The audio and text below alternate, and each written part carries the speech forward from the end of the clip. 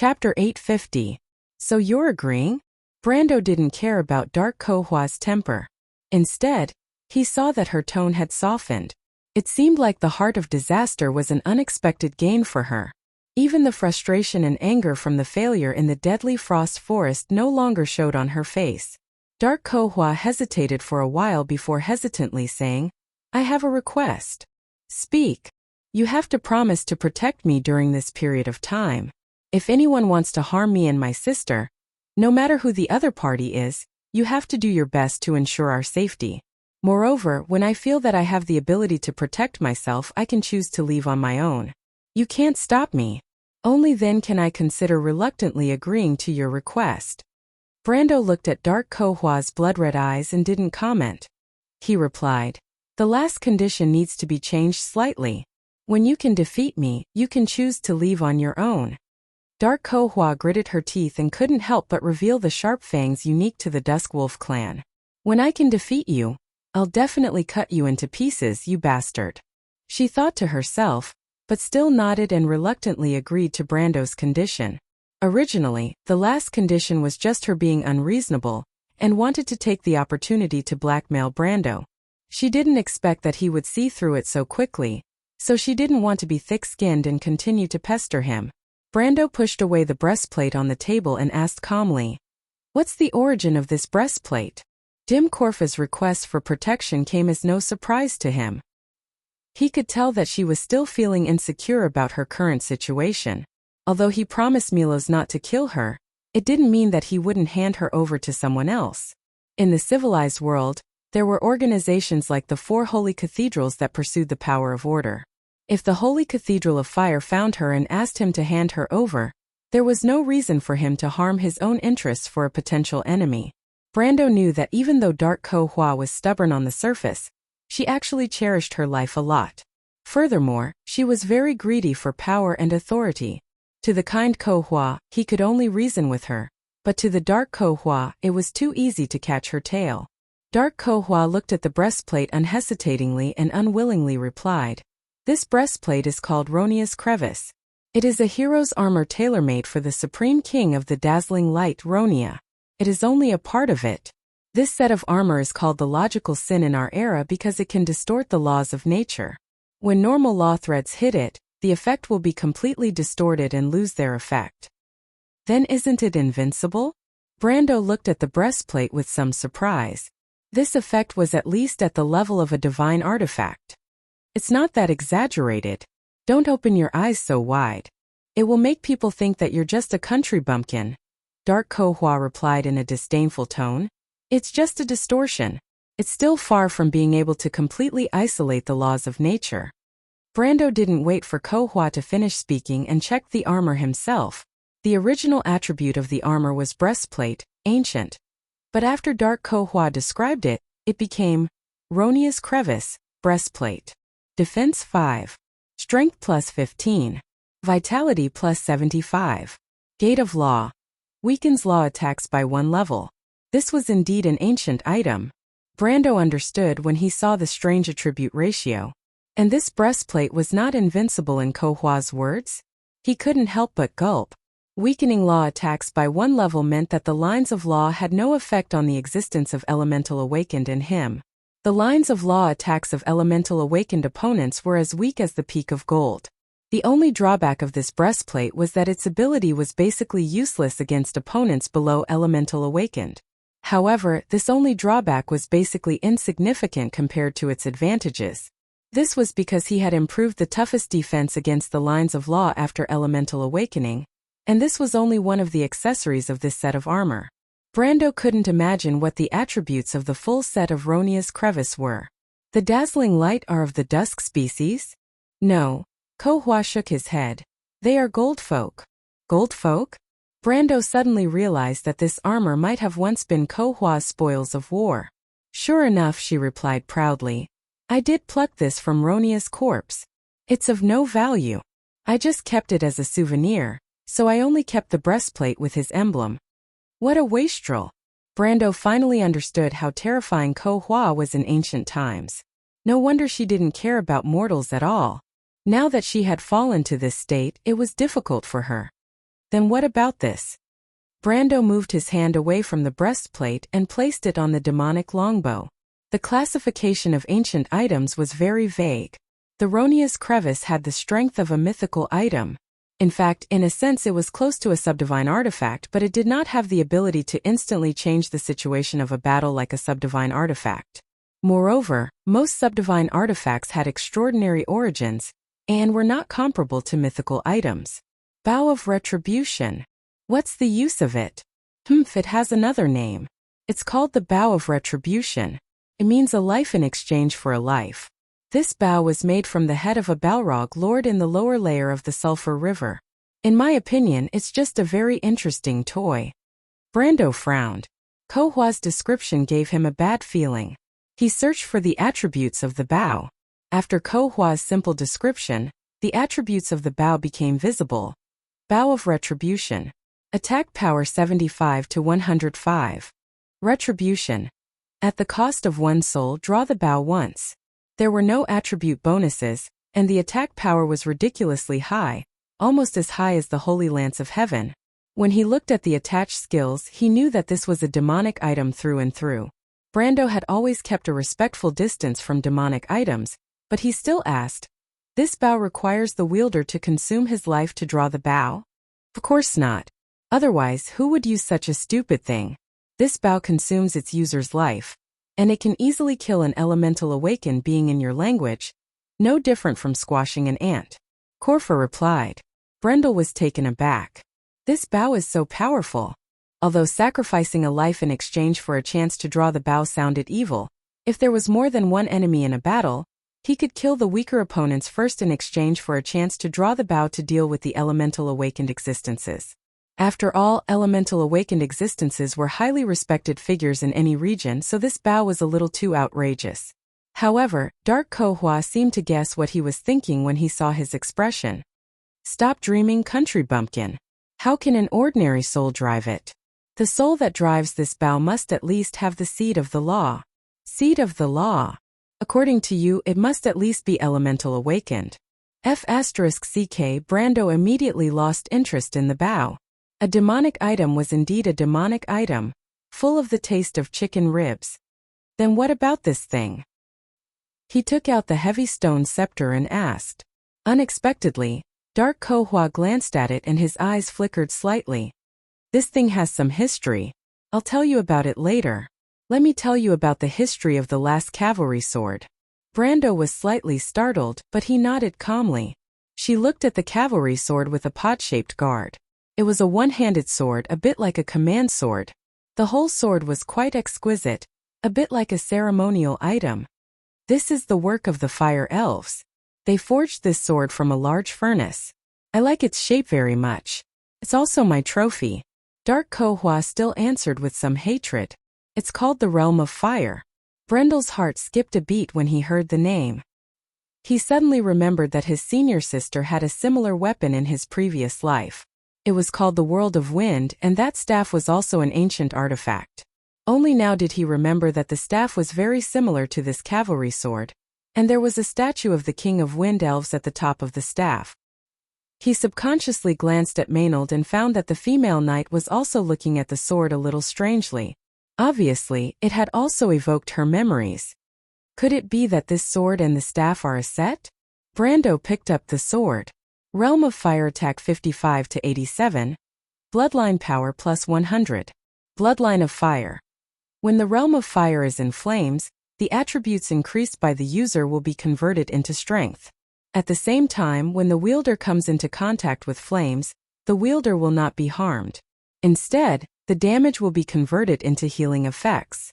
When the wielder casts a fire-related spell, casting speed plus 3. What an extreme attribute! Brando first sighed. Such extreme attributes of an ancient item were really rare in modern magic items. This sword was a typical magic sword. A magic swordsman would be like a fish in water with it. However, Brando still had the same thought. It was a pity that he did not walk the path of a magic swordsman. He looked at Maynard, then put down the sword and looked up, waiting for Dark Kohua's final explanation. There was no doubt that among the 5 pieces of equipment, the most valuable was the stone scepter. Sure enough, Kohua looked at the scepter and sighed. Actually, you should have heard of this scepter before. It is the will of the mountains. The will of the mountains? The one who spoke was Maynard. The female knight frowned and asked, "Is it a sacred item of the goddess Gaia?" "It's that thing." After Maynard's reminder, Brando also remembered. Today, on the southwest border of the Cruz Empire, on the Great Plains bordering Erewhon, the area known as the grassland of Benin was still the traditional sphere of influence of the Temple of Earth. In the north was a steep snow-covered mountain range. The kingdom of the mountain dwarves separated the southern border of the empire from the grassland of Benin. It was where the kingdom of the Lion Men of Toquinen was located. In history, the Golden Mane Lion Men had once escaped from the Sacred Covenant, which was a disgrace to them. After the victory of the War of the Holy Saints, Toquinen and the Temple of Earth were excluded, which aroused the hatred between the humans and the Lion Men. To this day, the Lion Men of Toquinen were still invading the borders of the humans, as if they were just trying to regain their lost glory. In an earlier era, the power of the Temple of Earth was not as weak as it was today. Before the fall of Babel Fortress, it was said that in the mountains north of the grassland of Benin, there was a temple that belonged to the goddess of Earth. There were 3 divine artifacts in the temple. One was the Haoran Gaia, the other was the Holy Lance of Heaven, and the last one was the Will of the Mountains. Among the 3 divine artifacts, the Haoran Gaia was a sacred sword, given to the hero of the giants, Miguel. Later, when Miguel was defeated and died, this sword was lost in the mortal world. The Haoran Gaia in Brando's hand was this item, but this sacred sword had suffered irreversible damage along with its owner in the war with the Twilight. Until now, it only had the power of a fantasy weapon. It could be said that its symbolic significance to the Temple of Earth was far greater than its actual use. The origin of the Holy Lance of Heaven was needless to say. It was a sacred object given to the heroes of the mortal world by Gaia.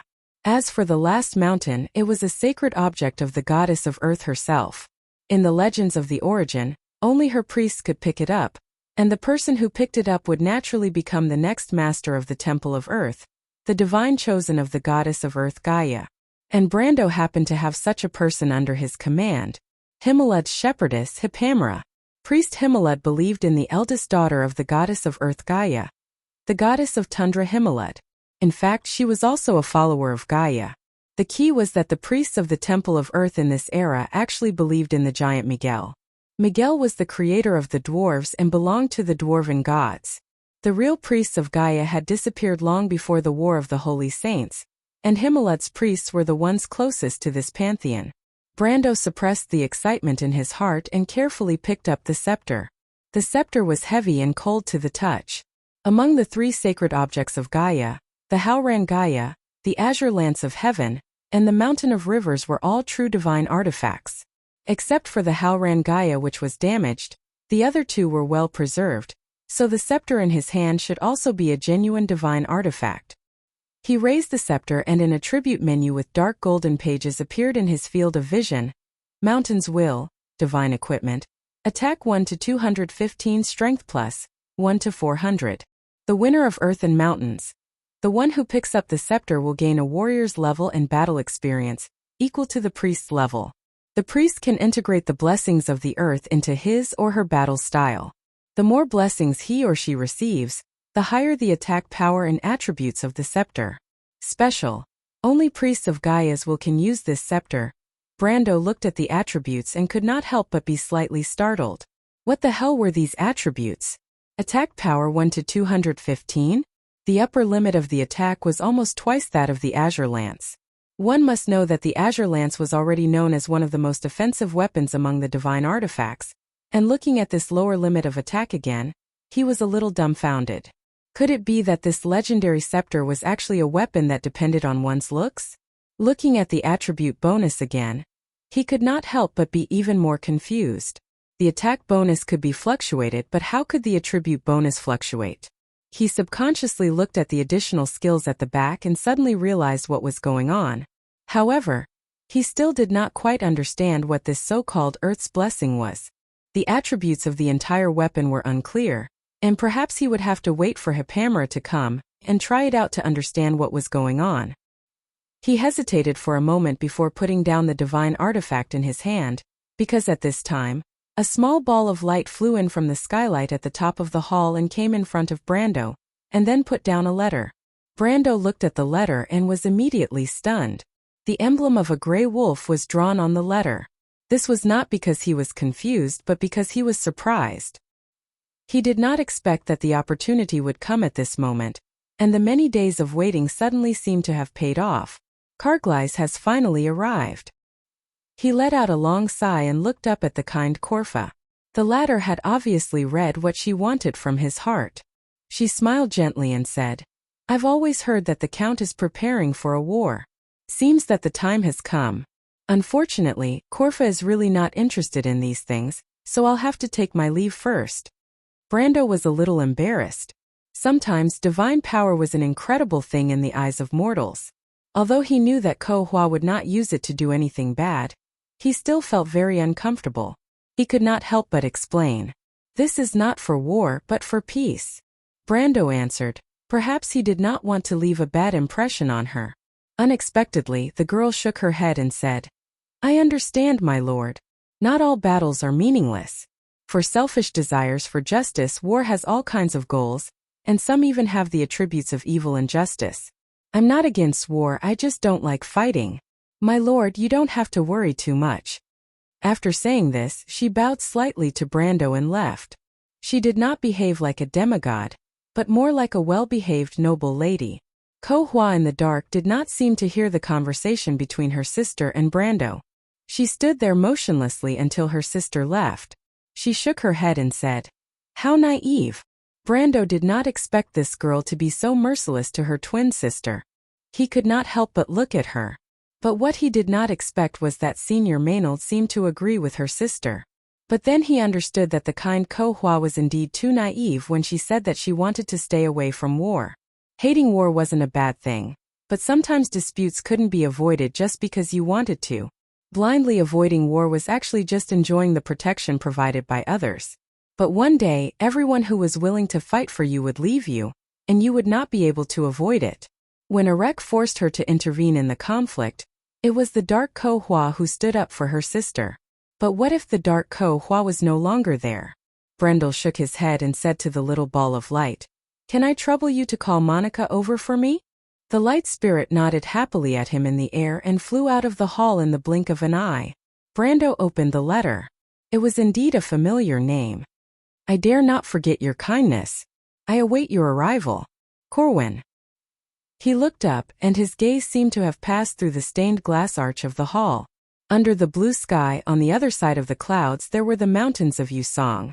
The curtains of the Autumn War finally opened. Chapter 851. As early as the month of harvest, the villages and manors from the north of Bucci to the Grinoire's Passage were notified that the Roman Black Rose of Bucci might be stirring. The white-winged cavalry of the Vermeer Legion under Braggs was stationed there.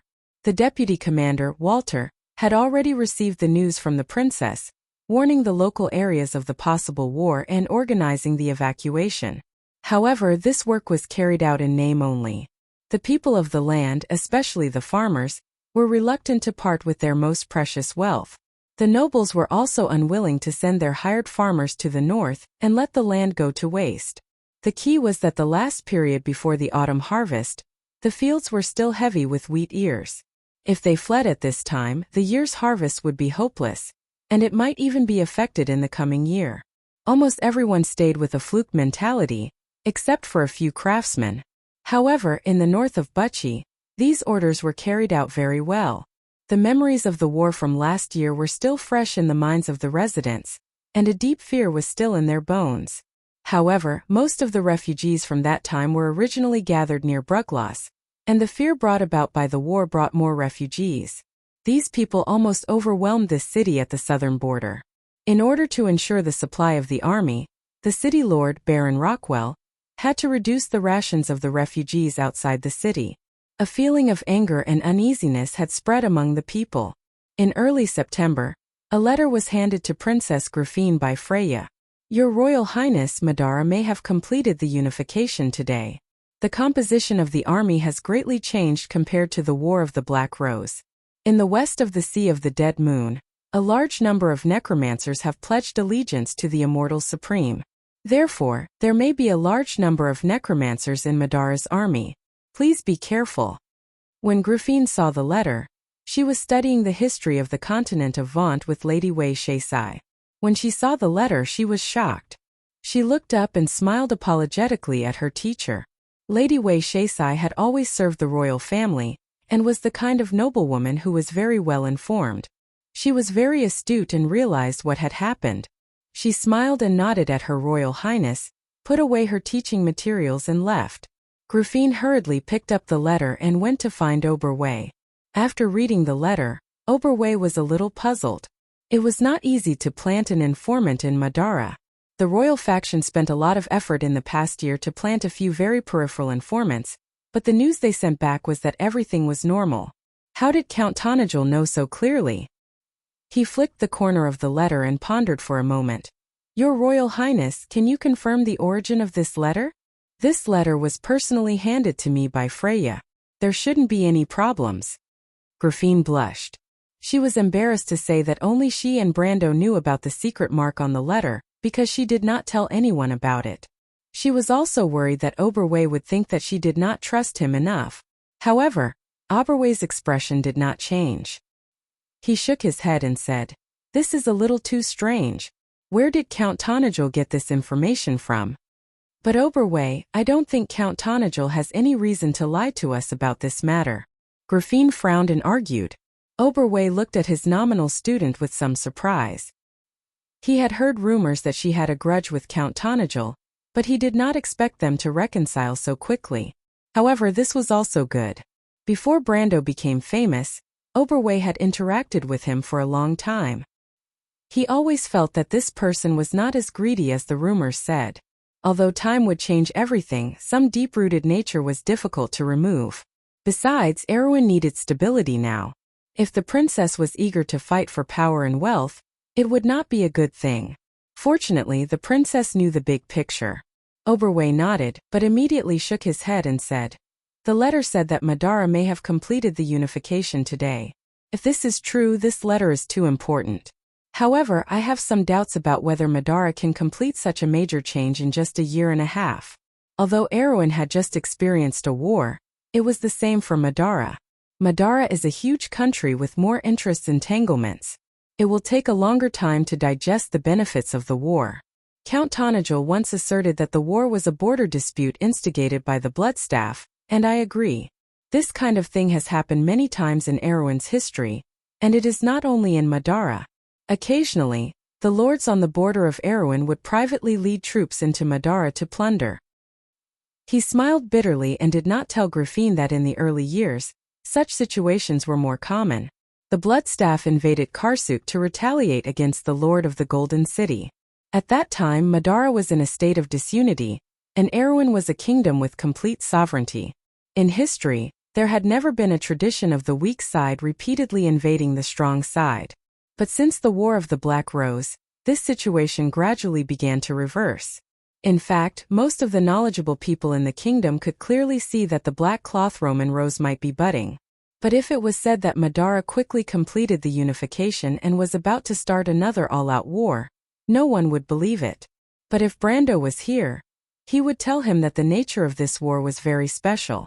To put it bluntly, it was the Supreme One of Madara and the Queen of Banshees, Yalvit, acting together to deceive the Bloodstaff to die. On the surface, Madara was still divided, but as he said, in essence, it had completed the unification. This war was the Supreme One's last battle to eliminate the dissidents. Now, in Madara's territory, all the resources and forces were united, preparing for the next battle to revive the Dark Kingdom.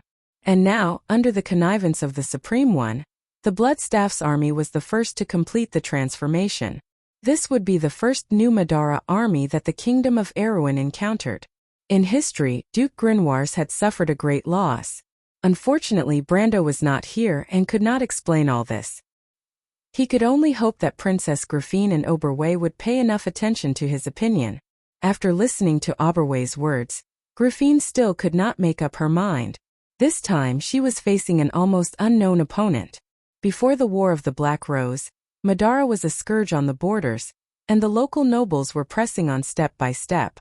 In fact, this still represented the thoughts of most of the nobles. If it was not to solve the problem of Ranner, this autumn war would still be just another border dispute for Erwin. Although Griffin faintly recognized that the rise of Madara could be a threat to this ancient kingdom, it was impossible to understand the other party in such an environment. She thought for a moment before replying, "Although this judgment is logical, it is too arbitrary. I believe that the Count will not speak without thinking." "I'm not doubting the Count." Oberway could not help but smile bitterly again. It seemed that his student trusted Count Tonagel more than usual. He suddenly realized that the battle in Ampere Seal might have left a deep impression on the princess, causing her to somewhat blindly trust Brando's military ability. In fact, he and Count Audin knew that Brando's military ability was only average, but his judgment of the development of the situation was extraordinary. He thought for a moment. Perhaps he had described Brando's battle experience too romantically when talking to her. He originally wanted to leave a deep impression on the princess out of admiration. After all, Tonagel was indeed a rare talent, and he was more loyal to the kingdom and ideals. Compared to people like Makarov and Fleetwood, he admired the younger generation more. But at this moment Oberway shook his head. It seemed that it was necessary to remind the princess to prevent her from having unrealistic thoughts. This was not a good thing for Brando and for her. He pondered for a moment before adding, "I'm just worried that Count Tonagel has been misled by the information." "You're saying that Count Tonagel's information might be false, or even a trap?" Griffin reacted and asked with a frown. Oberway nodded. Half an hour later, Duke Audin, Duke Vero, and the Highland Knights delegation were summoned. Duke Vero read the letter in his hand and pondered for a moment before calling for his men. The middle-aged knight, who claimed to have dealt with Madara for a long time and had some understanding of the Romance Black Rose, shook his head after hearing the princess's question. "Recently, there have been rumors that Madara is undergoing some changes, but I think it's precisely this time that they will be more cautious in their actions. If what Count Tonagel said is true, but at this time, how can the Bloodstaff receive full support from their supreme? I think our main enemy should be Count Radner." Duke Vero expressed his own opinion. "We have just signed a peace treaty with Madara, and the Bloodstaff should not be too reckless." He should have been bewitched by Count Radner, and thought that he saw an opportunity to send troops to take advantage of the situation to curry favor with their supreme. Duke Vero's answer was too subjective, and everyone present could not help but shake their heads. Griffin even frowned because her grandfather's analysis was almost the complete opposite of Brando's. It could be seen that the focus of Count Tonagel's plan was on Madara. This was also in line with her thoughts. She did not want to make any changes, so she pretended not to hear her grandfather's answer and looked at the Highland Knight. The leader of the Highland Knights diplomatic group was an experienced and steady old knight, but the one who spoke was a slightly younger wizard. The wizard simply replied, "According to the information we received, we do not support Count Tonagel's view. Although the Supreme of Madara has almost unified the opinions of the Dark Nobles, Madara is not completely unified yet. Most of the vampire families support him, but the Dark Lords are divided at heart. The Liches are only temporarily bowing their heads under the pressure of the first two. In addition, the Queen of the Banshees, Yalvit, has always been resisting the recruitment of the Holy Palace of Aladnar. In our opinion, there will be a battle between the two sooner or later." It seemed that almost all the information was against Brando's judgment. Griffin was a little embarrassed. From the bottom of her heart, she was willing to believe in Count Tonagel. Although she was a little afraid of Brando's ambitions, she trusted Brando's judgment of the future situation, especially when the two of them had surprisingly similar views on politics. But how can I convince the others? Or did I really make a mistake? At this time, Freya finally could not help but speak. "Maybe Yalvit and the Queen are just a couple in appearance? The Bloodstaff has started a war, which is tantamount to violating the peace agreement between the two countries. If they win, it will be fine, but if they lose, it is likely that they will be eliminated directly. The Bloodstaff itself is the most unruly of the Dark Lords. It has no reason to curry favor with the Supreme One of Madara. Choga is a cruel and greedy lord. When he took revenge on Karsuk, it was only out of his irritable nature and not driven by reason. He may also be despising the authority of the Supreme One again. If this is the case, the information on the stage will make sense. Her words silenced the entire study. No one knew that this was the closest guess to the truth. Even Freya herself did not understand. She just heard Brando mention it by chance and blindly trusted his judgment. But after a moment of silence, she saw the Highland knights shaking their heads. The middle-aged knight under Duke Vero even said, "Ridiculous, this is purely a conspiracy theory. This is a war. How can we speculate about the relationship between the Supreme One and the Bloodstaff? The key is what you said. Other than speculation, do you have any evidence?" Evidence? Freya's face turned red. The evidence was that this was what Brando told her, but she also understood that this sentence obviously could not be used as evidence. In the end, it was Griffith who helped her out. In any case, the Count's proposal is for the purpose of caution. Pass the contents of this letter to the generals below. It is not a bad thing to be prepared. After that, Her Royal Highness glanced at the daughter of the Earth Knight and could not help but shake her head. She knew that Brando hoped that this little girl could be independent in the future. She did have the qualifications and background, and after experiencing so many things, she had indeed become calm. But when it came to the debate with Count Tonagel, she still seemed a little too anxious. For some reason she was faintly envious. Brando's political ideas were actually her political ideas, and one of the ideas in her mind was to guard against Madara. But she could not stand up and defend her and Count Tonagel's opinions bluntly like Freya, because she was the sister of the future King Erwin, the actual holder of the balance of the kingdom at the moment. Oberway looked at the handwritten letter written by his nominal student. It was the opinions that everyone had passed on Brando's proposal. He secretly shook his head. Her Royal Highness was still a little too inexperienced in these aspects. She did not understand the people below her. Vero and the Lantan Island messengers seemed to be very indifferent, and the attitude of the Highland Knight did not show enough importance. If the higher-ups were like this, then the subordinates were even more disobedient. It was very doubtful how much enforcement of this order would be left. But the Wolf Knight did not expect that they would soon not have to worry about this problem, because before this order had even walked out of the gates of Valendon Castle, the Black Rose of Bucci had quietly bloomed in the shadows. Golan-Elson Corridor. This corridor was located in the northern part of the Yuzan Mountains, between the Tosankard Forest and Bucci. It had another name, the Silman region. Like most of the territories located at the border of Erwin, Silman was not a rich land. The west of Silman was full of hills, and only the east of Silman had flat areas. Scattered villages and manors were scattered on this valley belt. There were two rivers in the south. One flowed through Bucci and the other flowed through the Silman River Valley, and finally merged into Lake Valendon. The second river was the lifeline of the Silman region.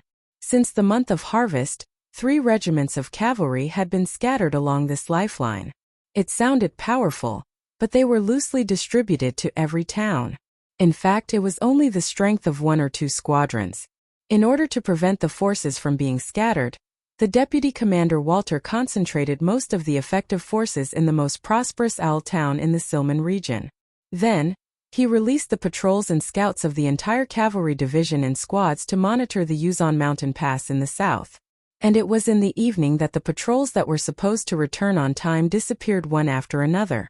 It was around 7 o'clock in the morning when a scout reported that there were traces of undead activity in the south.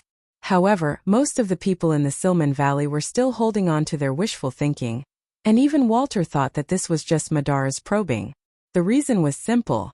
Since Madara controlled the wider Bucci region, they did not see any need to attack from the Silman River Valley.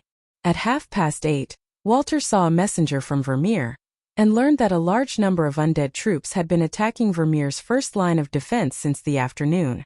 Madara's main offensive force was indeed in Bucci. Walter was relieved. Although he also received a warning from the princess, Vermeer's army was actually closer to the Duke of Grimoires. This was a fact that everyone knew. The princess reminded the Duke out of kindness, but the Duke, especially his subordinates, might not appreciate it. Moreover, these people who had been fighting with Madara all year round thought that the higher-ups were just randomly giving orders. They knew too well what the skeletons on the other side of the mountain were thinking. At 10 o'clock at night, Walter rubbed his eyes and walked out of the tent. He tried to take one last look, and then he saw the miracle of stars rising in the sky. Oh! Chapter 852. If you have a monthly vote, please vote for Blackie's new book, Calamity Descends. He's not far from the top 6. Thank you for your help. The pages of the paper fluttered in the dark night, and the cold autumn wind blew through the empty streets. The notice about the attack by unknown bandits in the Tosankard mining area 3 months ago seemed to be pulled by an invisible hand. It flapped its wings like a butterfly on the bulletin board, along with a few other wanted posters. The militia and the guards were running around the streets like headless flies. Chaotic shouts and sharp whistles resounded throughout the town in the night. The bell on the steeple of the Holy Cathedral in the center of the town finally rang. The nightmares of the night were like an omen of uneasiness, shrouding everyone's heads in an instant. However, in the midst of the panic, there were still people who treated it coldly. Chanali was wearing the uniform of the White Wing Cavalry Regiment. He crossed his arms and leaned against the wall outside the city hall, coldly looking at a young couple who were parting not far away. "Ronnie, take this with you. I heard that places like Svinfano are very cold. You'll need it." A young man wearing the uniform of the guard stuffed a thick fur coat into the hands of the girl in the carriage with a concerned look. Most of the people in the carriage were gloomy and silent. Only the girl's face was pale. She grabbed the young man's hand tightly and asked, "Evan, aren't you coming with us?" The young man smiled and said, "Ronnie, I'm a member of the guards. I'm under the command of Her Highness the Princess. I swear to be loyal to this kingdom and the future king. It's my responsibility to protect this land and everyone. Don't be stubborn. I'll meet up with you soon." He unsheathed his sword, and the gleaming blade sent a chill down everyone's spine. "My swordsmanship is one of the best in the guards. Those skeletons are nothing to be afraid of. Ronnie, just you wait. I'll make a name for myself just like the Breton Knight and Count Tonagel." The girl pursed her lips as she looked at him. Another hurried whistle sounded from the other end of the street, and the boy turned back to take a look. He quickly turned back and patted the girl's hand. "The instructor is rushing us. Wait for me at Svinfano. Don't worry, it's just a few scattered Madara troops. Their main force is still at Buchi on the other side of the mountain. The White-Winged Cavalry has already told us that this battle is not a big deal." The girl then nodded with tears in her eyes. Shanali watched for a while and felt a little bored. He glanced at his companion who was leading her horse and his horse out of the courtyard of the city hall. He immediately asked, "Captain, did you persuade them? Those short-sighted bastards." The female knight curled her lips and replied coldly. Shanali knew that she had persuaded them, but the process of persuasion was not pleasant. They were a bunch of short-sighted bastards who only cared about the benefits in front of them.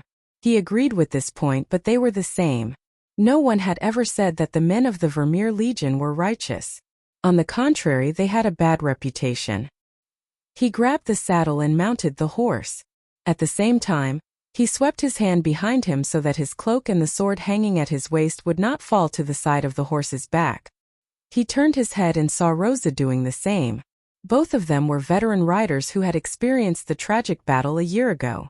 Shanali still remembered the scene when he charged into the endless sea of skeletons. In the dark night, as far as the eye could see, there was only a sea of flickering phosphorescence. Such a magnificent scene sent chills down his spine. It was said that in that battle, many people were stabbed to death by spears because they slowed down in fear. But after familiarizing themselves with the battle with Madara, people gradually realized that the strength of the skeletons was not much. The strength of the skeletons was far inferior to that of an adult. However, the army that did not know fear, fatigue, and retreat left a deep impression on him. Shanali touched the scar on his cheek and asked, "Where are we going?" "To rendezvous with our troops." Rosa grabbed the reins, clamped the horse's belly slightly, and took the lead in trotting out. Shanali had no choice but to follow. But suddenly, a sharp whistle swept over their heads, shaking the roof tiles on both sides of the street and causing them to fall down. He raised his head subconsciously. Ivan grabbed his sword and was running towards the rendezvous point. The sudden whistle made the youth stop in his tracks. He looked up in shock. In the vast night sky to the south of the town, countless specks of light were slowly rising. These specks of light rose into the air, gathered into a ball, and then suddenly scattered like a flock of birds. At that moment, the youth finally understood what it was. Hide! A shrill scream came from somewhere. The sky was filled with arrows that fell like raindrops. There were still some pedestrians on the street who were fleeing north, but now they fell like wooden stakes under the rain of arrows. The cold arrows that had been tempered by magic pierced through the fragile human bodies. The soul fire on the arrows burned fiercely as if it was on fire. In the blink of an eye, the victims were turned into human figures struggling in the flames. Only a small number of people with fast reflexes managed to survive, and Ivan was one of them. The long-term training of the guards ultimately saved his life. He didn't even know how he reacted, and when he came back to his senses, his body was already lying in front of a pottery workshop. He looked up numbly and saw that the signboard hanging in front of the workshop had been pierced by several arrows. It was slowly being engulfed by the blue flames. What happened? He turned around and saw a patch of weeds suddenly growing on the flagstone streets. It was the tail feathers of arrows, corpses, residents who were scared to the point of collapse, and burning wreckage. It was as if the entire town had turned into a scene from hell in an instant. Evan looked at all of this with his mouth agape. At this moment, a second shriek swept across the sky above the town, causing the ground to tremble slightly. In his vision, a winged creature that he had never seen before flapped its wings and flew up to the steeple of the holy temple in the center of the town. The Knight Captain Gage of the White-Winged Cavalry's 7th Squadron froze there. He wanted to grab his commander's sword several times, but he could not grab it. Less than 100 meters in front of him, countless skeletal arms were lifting up the soil and reaching out from the ground. Then came skulls with phosphorescent eye sockets, then collarbones, shoulder armor, and the entire upper body. Countless skeletons were climbing out from the ground one after another. They shook off the dirt on their black nether steel chainmail. With longbows in hand, they stood up one by one and walked forward to a predetermined position. They then raised their longbows. The arrows on the longbows were burning with a faint flame. It was as if in an instant, a complete formation of longbow archers had appeared in front of him. Almost all the knight beside Gage were at a loss, because when they looked around, this scene was not just happening in front of them. It was happening everywhere in the front of the Silman Valley. Under the night sky, the phosphorescent light on the arrows of the skeleton archers formed a continuous belt of light. This belt of light stretched from west to east. There was no end in sight. But the crux of the problem was, where did they come from? Where were the scouts? Where did they die? How did these damn skeletons get around the defensive line? Could it be that it came from underground? Everyone's heart was filled with these questions. But to Gage, these questions had converged into one main problem. What to do? When the second wave of arrows rained down from the sky, the White-Winged Cavalry's Vice Captain Walter finally reacted. He finally realized that this was not some harassment. Even during the War of the Black Rose, he had never seen so many skeleton archers. The Dark Lords of Madara liked to divide their army into small squads, each squad commanded by their own. Normally, a squad of liches would command 10 to 12 skeletons. It depended on the number of liches and Black Knight under the Dark Lord's command. This kind of battle style was like a knight leading his squires into battle. Only in large-scale battles would one see hundreds and thousands of liches commanding tens of thousands of skeletons to charge forward like a tsunami. That was the scene that the human army was most afraid of. But fortunately, this kind of opportunity was rare even for the Roman Black Rose. First of all, gathering thousands of liches was a difficult matter. It required the cooperation of many Dark Lords to accomplish it. But this was precisely the hardest thing to happen in Madara.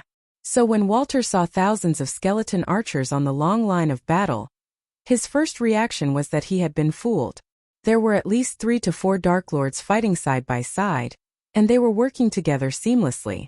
At this time, even if he was stupid, he would have realized that Sealman's path, which looked more difficult to attack, was precisely Madara's main direction of attack. After realizing this, he immediately thought, what should I do now? How should I resolve this battle? Can I still resolve it? The only thing he was thankful for was that he was commanding the cavalry. Compared to Madara's regular skeleton warriors, the cavalry at least had the advantage of mobility and impact. Although Madara had Black Knight as well, they were too few in number. They could not play a decisive role in this battle. The deputy commander quickly calmed down. Madara's attack was too sudden. These damned skeletons suddenly appeared from the ground and appeared in front of them almost instantly. There was no time to react at all, and a brigade of his cavalry was finished. Although the cavalry was not completely annihilated in the beginning, but they were scattered around the battlefield. There was almost no organization between them, and they were not connected at all. Soon they would lose the will to fight. Walter was very familiar with his own men, so he did not expect any miracle to happen. But he still had 2 brigades. That was enough. Dispatch. He finally made up his mind and shouted. One order after another was relayed amidst the chaos. When the remaining 2 cavalry clans in the Silverman Valley gathered to launch an assault on the skeletal archers' left flank, just as Walter had predicted, the first clan of the white-winged cavalry had fallen into utter chaos. The 1st Brigade's knight commander, the gold-ranked Great Knight Garin, was shot in the eye socket by the first wave of arrows and died on the spot. Then the skeleton army suddenly crawled out from the ground and directly dragged the 1st Brigade into the chaos. The battle had only lasted for half an hour, and the 4th Squadron was completely annihilated. The 7th Squadron's Knight Captain Gage was killed, and the 8th Squadron's Knight Captain Opum was seriously injured and unconscious. The remaining Supreme Commander fell to the head of the 8th Squadron's Vice Captain, Portland. This person did not have much of a mind of his own, so he simply led his troops to retreat to Owl Town. Thus Madara's army was completely unobstructed. The remaining 2 cavalry brigades were instantly exposed to the enemy's attacks. When Walter saw this scene from the high ground, he was so angry that he wanted to curse. In his heart, he had already dragged Opum out and beheaded him many times. Unfortunately, his anger was useless now. It was too late to withdraw the order now. He could only hope that Madara's reaction was not that fast, and they could not change the direction of the battlefield in such a short time. Or perhaps, his men were better and could withstand 1 or 2 waves of attacks. As long as they could kill their way into the skeleton archers' camp, then the rest would be easy. They were cavalry, and the enemy was just infantry. If this was the War of the Black Rose, perhaps the white-winged cavalry would have already collapsed.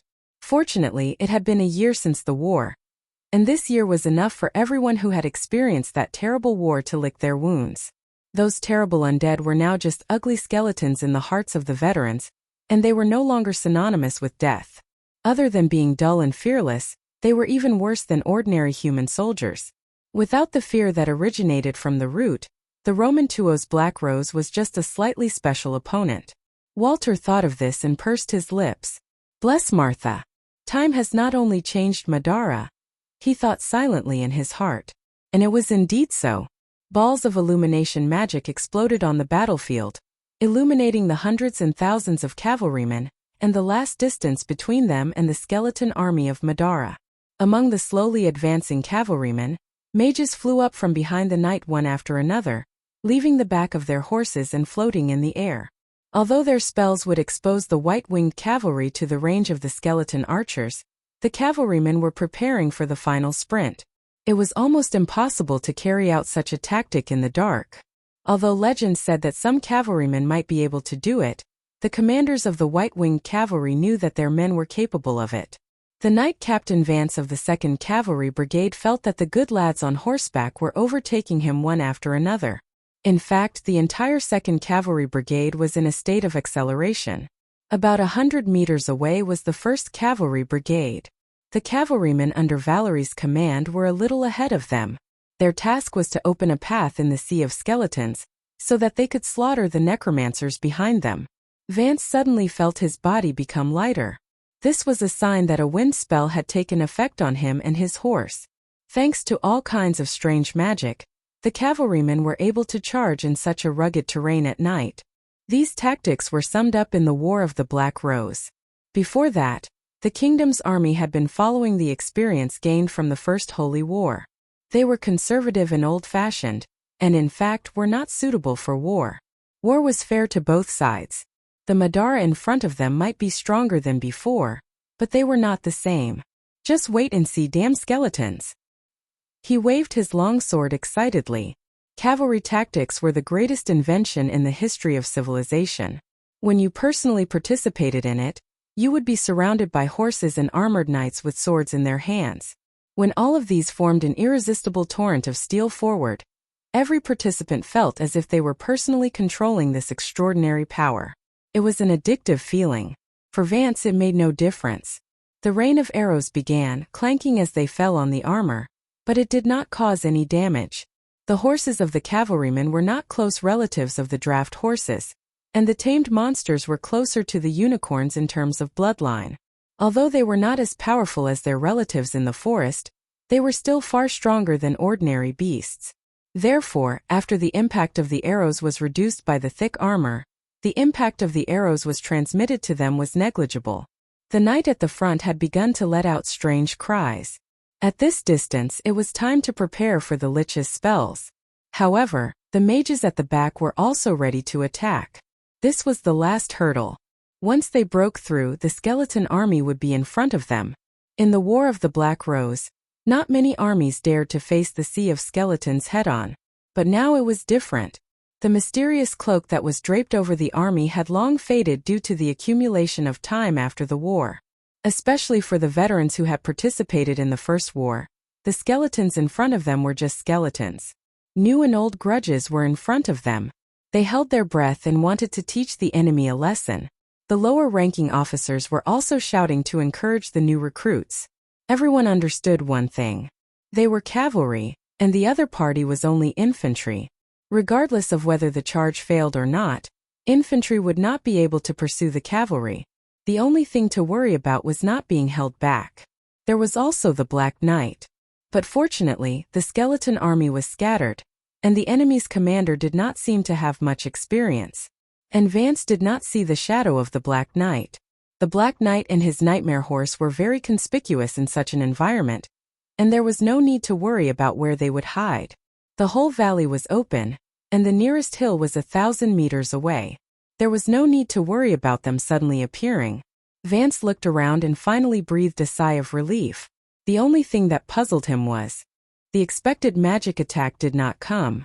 What's the commander of Madara doing?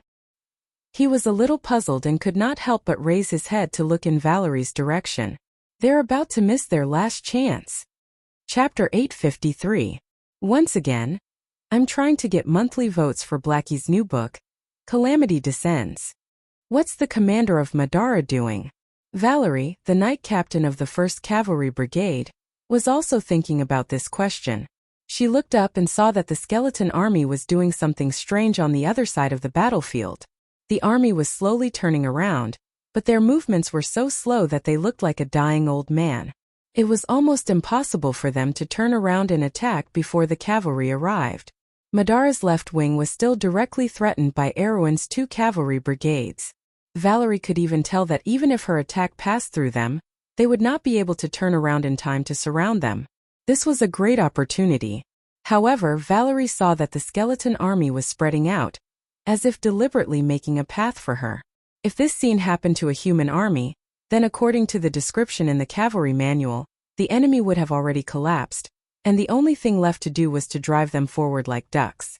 However, the female knight captain had a strong sense of vigilance in her heart, because in front of her was an army of the undead, and it was impossible for the undead to collapse in morale, unless something happened to the necromancers who were driving the skeletons behind.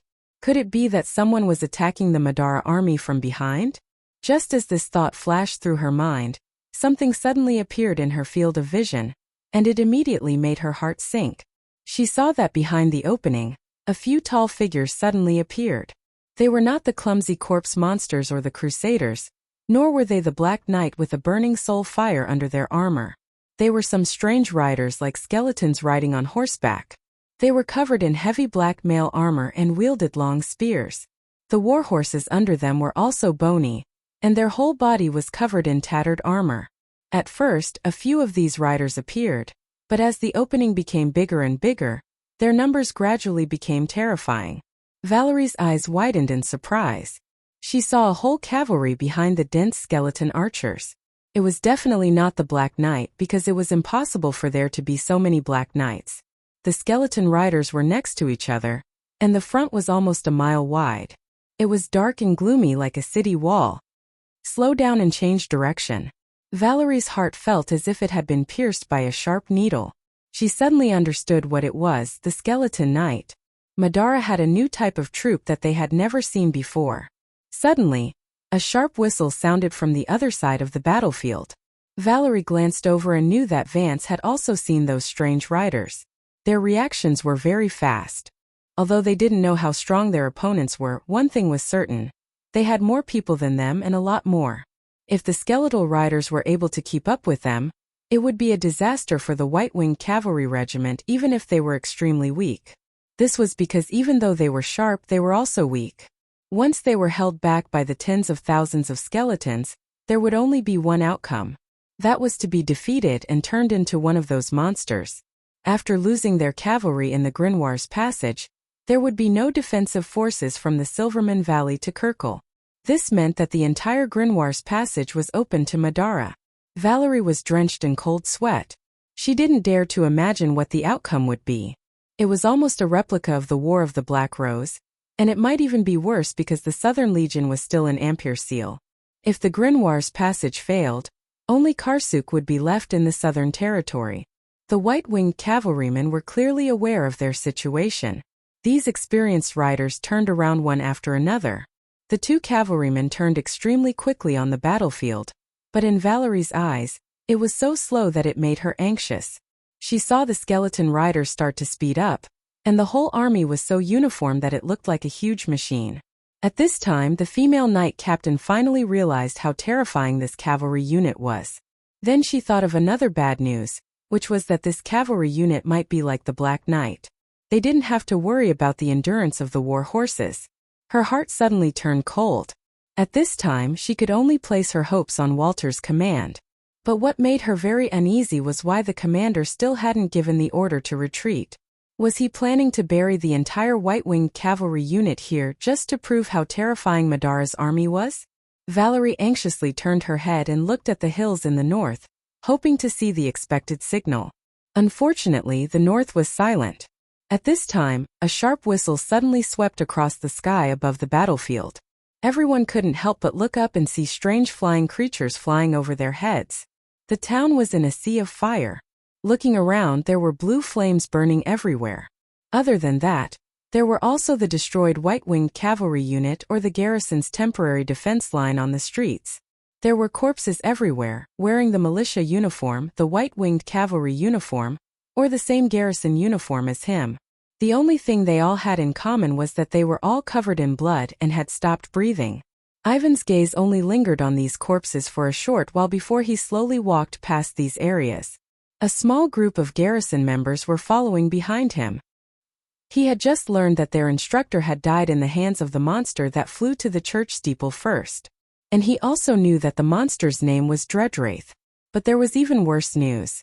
It was said that Butchie's 1st Cavalry unit had been completely destroyed in the street battle. Commander Portland had also been killed. Now the 1st Cavalry unit only existed in name.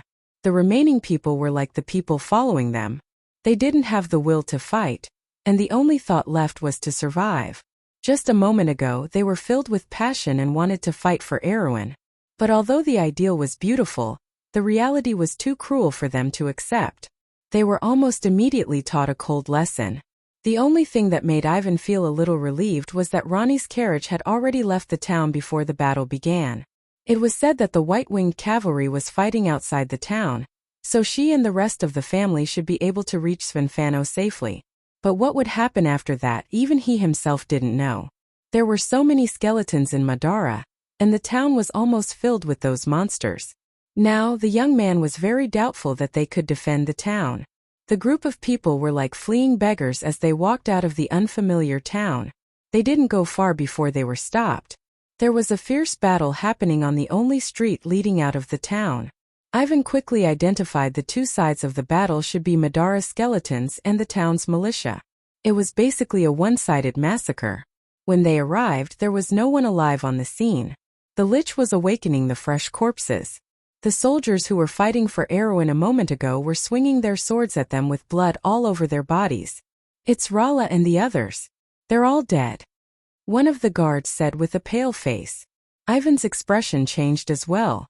These militia were the townspeople that he usually saw all the time, but now they had turned into something else. He couldn't help but glance at the sneaky lich on the other side of the street and clenched his teeth. How unlucky, there's a lich. Vice Captain Ma Dong spat and pulled out his sword. We have to think of a way to kill it so we can continue moving forward. You guys think of a way to attract the attention of those monsters. I'll go cut that guy. The lich's power is on its staff. As long as I can catch it off guard and cut off its arm, then this battle should be easy. Ivan looked at him and felt that he wasn't so optimistic. Be careful, he reminded. Pay attention to this area. There were at least 3 to 4 small groups of militia. This is the only way out of the town. They're in charge of covering the rear. So what? The instructor told us that a lich can lead 10 to 12 skeletons. Can't kill so many people. That's not necessarily true. Ma Dong shook his head. These militia have no fighting power in this situation. They're not professional soldiers like us. Ivan saw that Ma Dong didn't listen, so he could only shut up. He turned around and gestured to the others, indicating that they should attack together with him to attract the lich's fighting power. The distance between the two sides was less than 50 meters. In fact, he wasn't too worried about a head-on battle because they had more people. The lich could only summon 2 or 3 corpses in a short time. Ma Dong was right. The militia's fighting power in this kind of situation was greatly reduced. Sometimes they could even be killed by a few skeletons because they were already scared out of their wits. But the skeleton archers hidden in the burning building caused them a lot of trouble. Almost half of their casualties were caused by these 2 skeleton archers. Fortunately, although the battle wasn't going well, at least the lich's subordinates fell one by one. At this time, Ma Dong finally seized the opportunity. He quietly passed through the shadows of the other side of the building and approached the lich without anyone noticing. But when he pulled out his sword and was about to make the final strike, a sudden change occurred. Ma Dong, be careful! Ivan suddenly shouted. He was worried about Ma Dong's plan, so he was always paying attention to that direction. When he saw that Ma Dong was about to make a move, a black shadow suddenly fell from the sky. This scene was too familiar. That was how their instructor had died. Ma Dong reacted at the last moment, but this deputy captain of the guards had no time to react at all.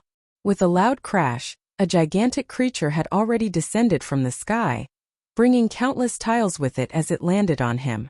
It grabbed his shoulder and its sharp claws pierced through his collarbone and shoulder armor, lifting him up from the ground. Ma Dong let out a painful scream.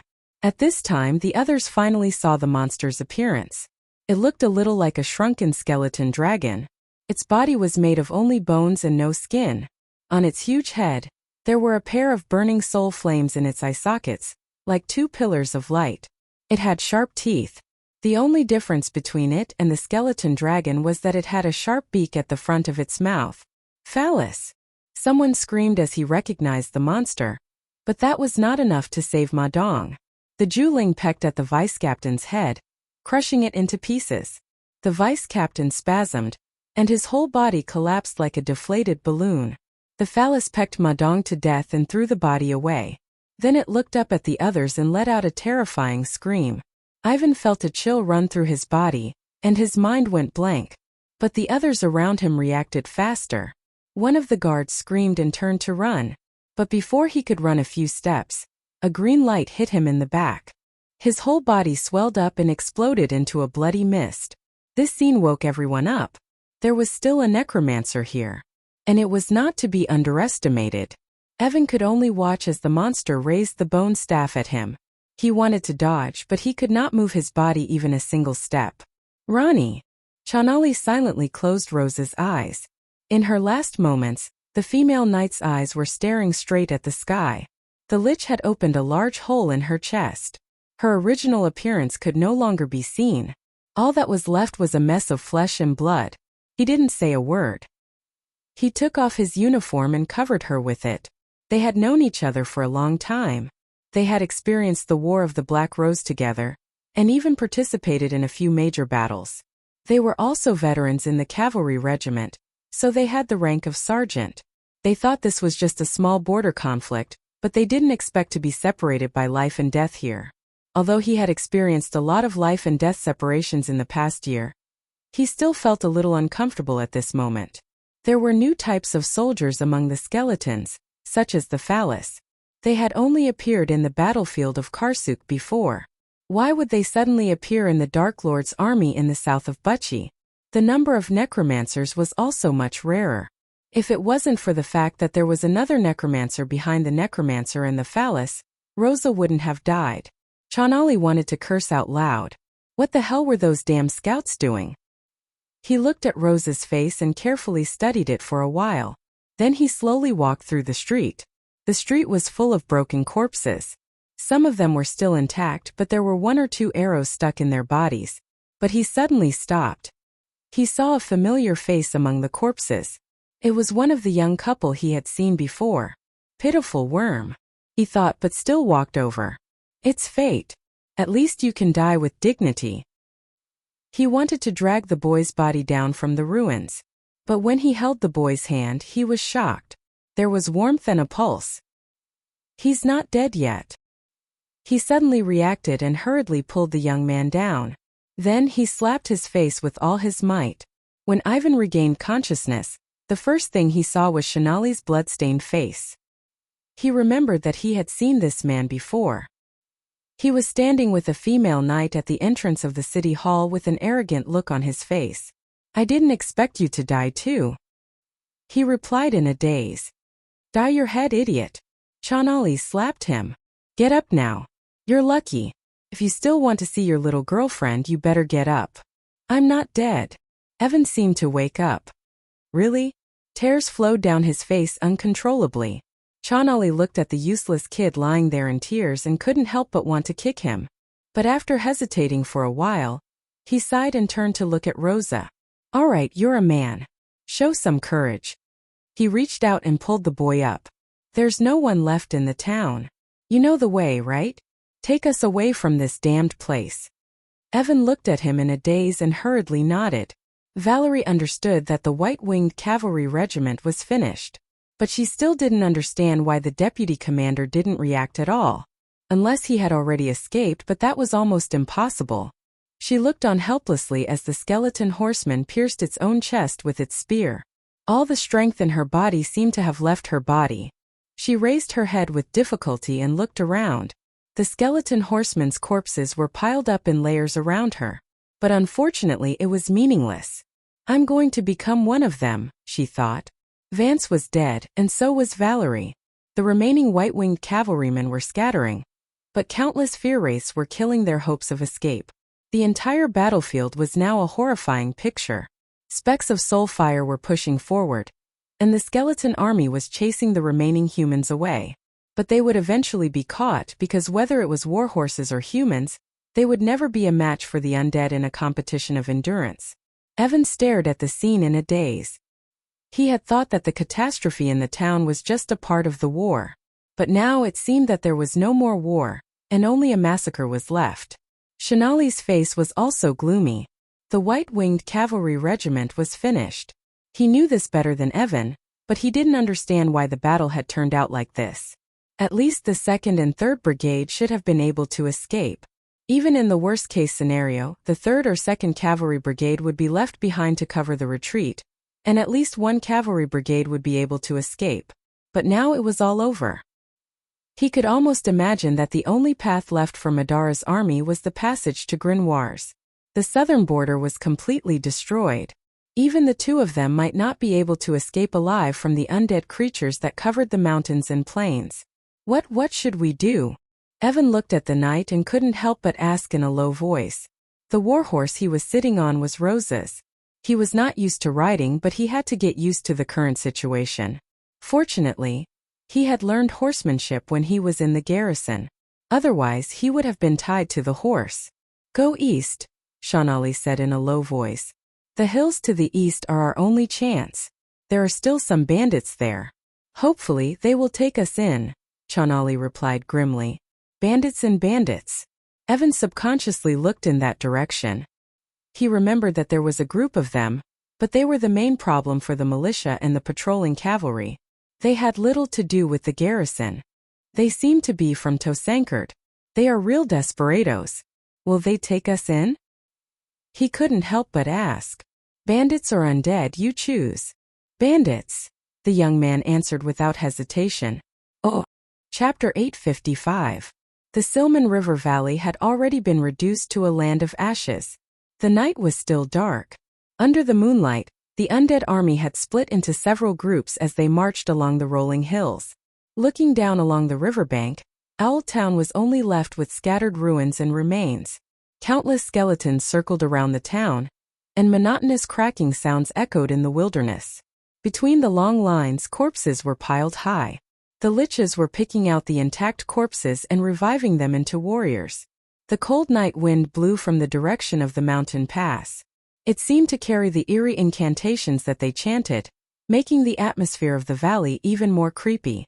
The bloodstaff stood alone in the night wind, still letting the cold wind tug at the corner of its ghoul robe.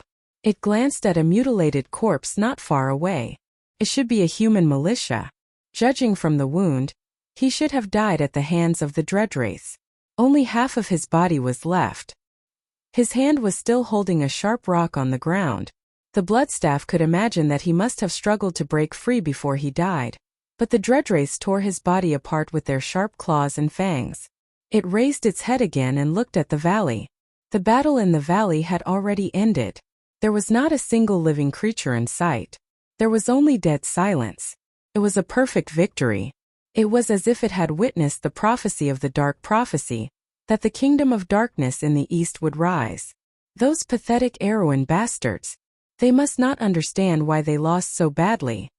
Behind the bloodstaff, a young man with a face as pale as a corpse smiled, showing his white teeth. He did not have fangs, nor did he have the ghastly fire in his eyes like the Black Knight. There were no psychic runes on his body, and he was not a necromancer. He was wearing a neat black suit, as if he had just returned from a funeral. He took a deep breath. The taste of magic in the land is so fragrant. If it was in the Sea of the Dying Moon, only a real lord would have the right to own such a territory. He looked at the bloodstaff again and shook his head regretfully. I really don't understand why you can't defeat such weak opponents. I don't understand. But such lowly fellows do not have the right to own such good land. This kingdom will only be left with tombstones and graveyards. The bloodstaff snorted coldly. These Dark Lords came from the Dead Moon Sea. It was said that in the east, where magic was barren, the strife between necromancers was even more ruthless. That was the land of 4 wars. However, these unruly fellows were indeed very powerful. The necromancers there invented a spell to extract half-corporeal and half-spiritual Dreadwraiths from the pterosaur corpses, and a way to let necromancers command skeleton knights. Their addition of I heard that there is a White Lion Legion in the north of the human kingdom. I wonder how strong they are? The young man turned around and asked. There used to be, but they were defeated by the Southern Legion. I heard that the little princess dismembered her brother's army. Today, the Legion is only in name to this kingdom. Erewhon's civil war between the North and the South had ended less than 4 months ago.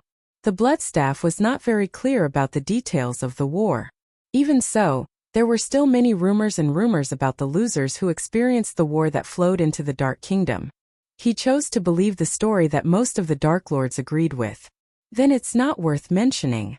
The young man's scornful tone was carried far away by the night wind. Overhead under the starry night, a Dreadwraith was whistling through the night sky. Behind it, there were dozens of monsters spreading their wings. Each of them was like a floating shadow, sweeping across the entire valley. Looking down from the sky, there were specks of phosphorescence on the ground, forming 3 neat long dragons.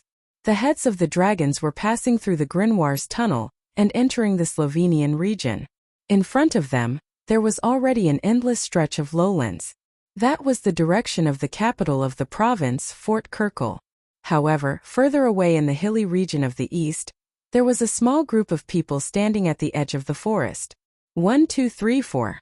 A group of 14 people was standing beside the horses. A thin young man with a sallow complexion was quietly counting the flames in the valley below. The nearest flame was only the size of a fingernail from this distance.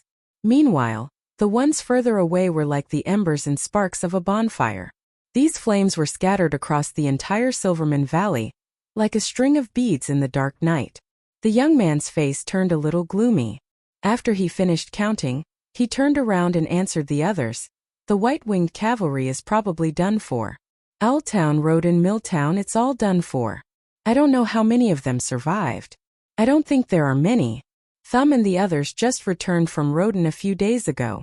They said that not many escaped. These people are probably all done for. Can you stop talking about it? So irritating.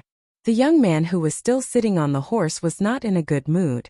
If he had heard that the white-winged cavalry had been completely annihilated, he would have clapped his hands in celebration. But when he saw this scene with his own eyes, he could not bring himself to laugh.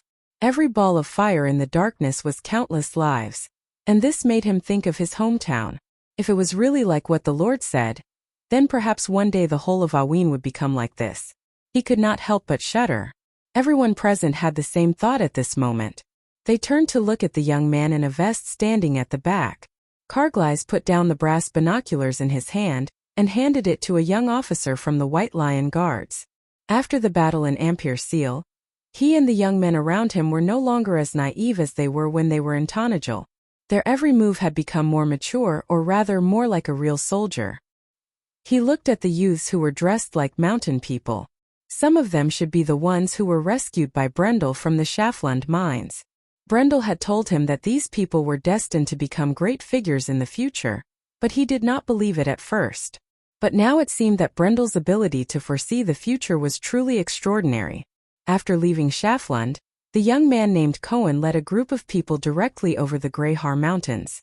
When the Southern Legion left, they attacked the mining area south of the Tosancade Forest and dragged out a large number of convicts. Then, they headed east into the hills of the Silman region. Although they still could not get rid of the bandits' aura, they had already become the king of the area. The crux of the matter was that the group of convicts selected by the young man were almost all exiles who had offended the nobles, while the truly valiant and unruly ones were not taken in. On the surface it seemed a little unwise, but if one thought about it carefully, there was another meaning behind it. That young man is not simple at all, Carglass thought to himself. Mr. Carglass, what do we do now? Should we go back first? The young man on the horse asked. Shua. Carglass put up a finger and gestured for the others to be silent. Is there a situation? Carglass nodded. Quickly hide.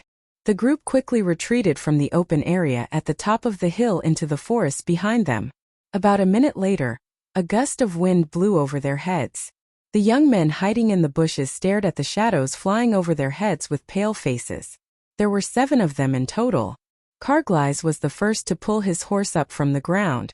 The White Lion sergeant beside him shook his head and said, It's not a skeletal vulture. I've never seen it before. Is it a skeletal dragon? The young men chattered among themselves. Carglass pursed his lips and shook his head. It was not a skeletal dragon. Skeletal dragons had the natural aura of fear of high undead creatures. Carglass had seen Alaz in Valhalla and had some influence on the aura of dragons. When those things flew over their heads, he did not feel the slightest bit of fear. Moreover, as bone dragons, those things were a little too small. Mr. Carglass? They seem to be looking for something. Carglass replied, Let's wait and see. They won't find us so easily in the hills. When the day comes, the undead will withdraw their defenses. It won't be too late to return then. Dozens of skeletal knights were galloping along the mountain path. The metal mail on their war horses clanged against each other in the night. When the horses' hooves hit the ground heavily, the sound was not as thick and heavy as that of ordinary war horses. Instead, it sounded hollow, as if it came from the depths of hell. As they looked down at the valley below, their soulfire eyes quickly reflected 2 human cavalrymen who were running for their lives. They had been running for half an hour in this direction, and their war horses were about to give out. The leader of the skeletal knight pointed his Stygian steel scimitar downwards. The skeletal knights immediately turned around and rushed into the forest. In this area, the trees and shrubs on the hillside were sparse, but there were still skeletal knights who crashed into trees and were smashed into pieces. However, the remaining undead did not even look at their defeated comrades. After passing through the forest that was nearly 100 meters long, they suddenly emerged from the meadow. When Evan turned around, he happened to see this scene. Under the bright moonlight, 11 skeletal knights charged out of the dark and dense forest with green phosphorescence flickering in their eyes. Their bare arms held up their spears and scimitars, reflecting the cold light of the moonlight. He couldn't help but be scared out of his wits. "Chanali, we're dead." "Shut up," Chanali replied in annoyance. However, he knew in his heart that they were going to lose their lives this time. These damn skeletons did not know what endurance was. They would probably continue chasing until dawn. However, there was still a long time before dawn.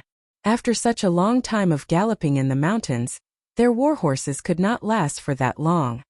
"Hey kid!" he suddenly shouted. "What's wrong?" Ivan replied breathlessly. His face was pale, and his forehead was covered in cold sweat. It was as if he was suffering from a serious illness. His horsemanship was only average, and was limited to the level of being able to ride a horse. However, under the pressure of survival, he was able to gallop in the mountains. This could not be said to be a miracle.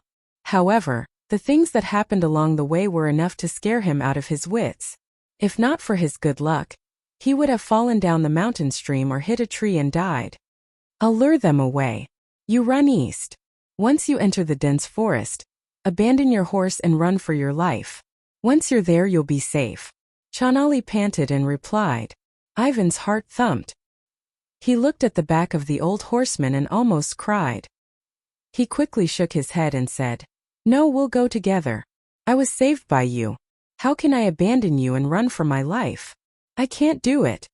"If you can't do it, then we'll die together, idiot," Chanali scolded. "Let's die together then. Don't be stupid. We don't have to give them double the battle merits." Chanali scolded loudly. Then he muttered to himself, "All right, although the battle merits might not mean anything to them, then I'll go lure them away. You saved me once and I saved you once. We're even now," Ivan replied. Chanali glanced at him and couldn't help but laugh. "Don't joke around. With your horsemanship, it's already Mother Marcia's blessing that you're not dead yet. If you try to lure them away, you'll still die together." Ivan's face turned red, but he knew that Chanali was telling the truth. He couldn't say anything. "All right, you still have your fiancé to see, but I have nothing to worry about. I'll drag a few of them down with me. You can live on with me." The old horseman shook his head. "Listen up, recruit. Don't be so shy like a girl. I'm telling you, the lives I owe on the battlefield are more than the meals you've eaten. Now it's my turn to repay my old comrades. Go live on." Ivan stared at him. He knew that the old horseman had made up his mind. He clenched his teeth and forced himself not to cry, but he couldn't make a sound. All he could do was nod. "That's right." Chanali seemed to be talking to himself. He suddenly drew his sword from his waist and shouted. He pulled on the reins and turned around to attack the skeleton knight. The young man seemed to have heard what he shouted. It was for Erwin, but following the sound of the wind, it sounded like a beast's howl. He turned around and urged his warhorse forward, but he saw Chanali's figure getting smaller and smaller. He rushed into the enemy's formation and cut down a skeleton knight with his sword. Then he passed through them. Those simple-minded skeletons were obviously shocked. They quickly turned around and chased after Chanali. Soon the two parties disappeared without a trace. But a few seconds later, he heard a faint shout coming from the woodland on the other side. "Damn skeletons, go to hell! Rosa!" Ivan coughed loudly. He could feel a burning sensation in his lungs, but he knew that Chanali did not have much time left for him. The skeletons would soon catch up to him. He raised his head, trying to find the forest that Chanali had told him about. But all he could see was a wide meadow on the mountainside. It was flat. There were some sparse woods in the distance, but it was impossible to avoid the pursuit of Madara's undead. His heart was burning with anxiety as he urged his mount to continue forward. After circling around a large forest, an even more open grassland appeared behind the shrubs. However, at the end of the grassland, at the furthest end of his field of vision, there was a layer of something like a black carpet. "It's a forest." Ivan was overjoyed. But then he felt a bitter taste in his mouth. It was too far, at least a few miles away. He didn't know if his horse could last that long. Suddenly, the sound of galloping horses came from behind him. He sensed something and turned around. Indeed, he saw a few skeleton knights appear at the edge of the forest. There were 7 of them in total, and Chanali alone had killed 4 of them. Unfortunately, the remaining ones were not something he could handle. No, I have to survive. Ivan gritted his teeth and said to himself, his life didn't belong to him anymore. He also had his fiancée and Chanali. No matter what, he had to give it his all. He clamped the horse's abdomen and stabbed the spur below the horse's abdomen. He wanted to increase the distance between them. But the monsters behind him were also as fast as ghosts. The distance between them was maintained for a few minutes. The forest was just in front of him. But at that moment, Ivan felt his body become lighter. It was as if a huge force came from behind him. He was thrown into the air and fell heavily on the meadow. He was dizzy from the fall. His body and arms were full of burning abrasions, but his mind was very clear. He understood what had happened. He grabbed the soil and got up. He looked back and saw his warhorse lying on the ground, foaming at the mouth. It was dying. Ivan couldn't help but scream. The forest was less than 100 meters away from him. He didn't expect to fail at the last moment. He tried to stand up and run forward, but he fell to the ground again as soon as he stood up. He rolled on the ground in pain. Then he realized that his leg was broken. It's over. Ivan's heart sank. The horsemen and their skeletal horses were getting closer and closer. But he could only close his eyes and wait for death. But at that moment, a silver light flashed in the forest in front of him.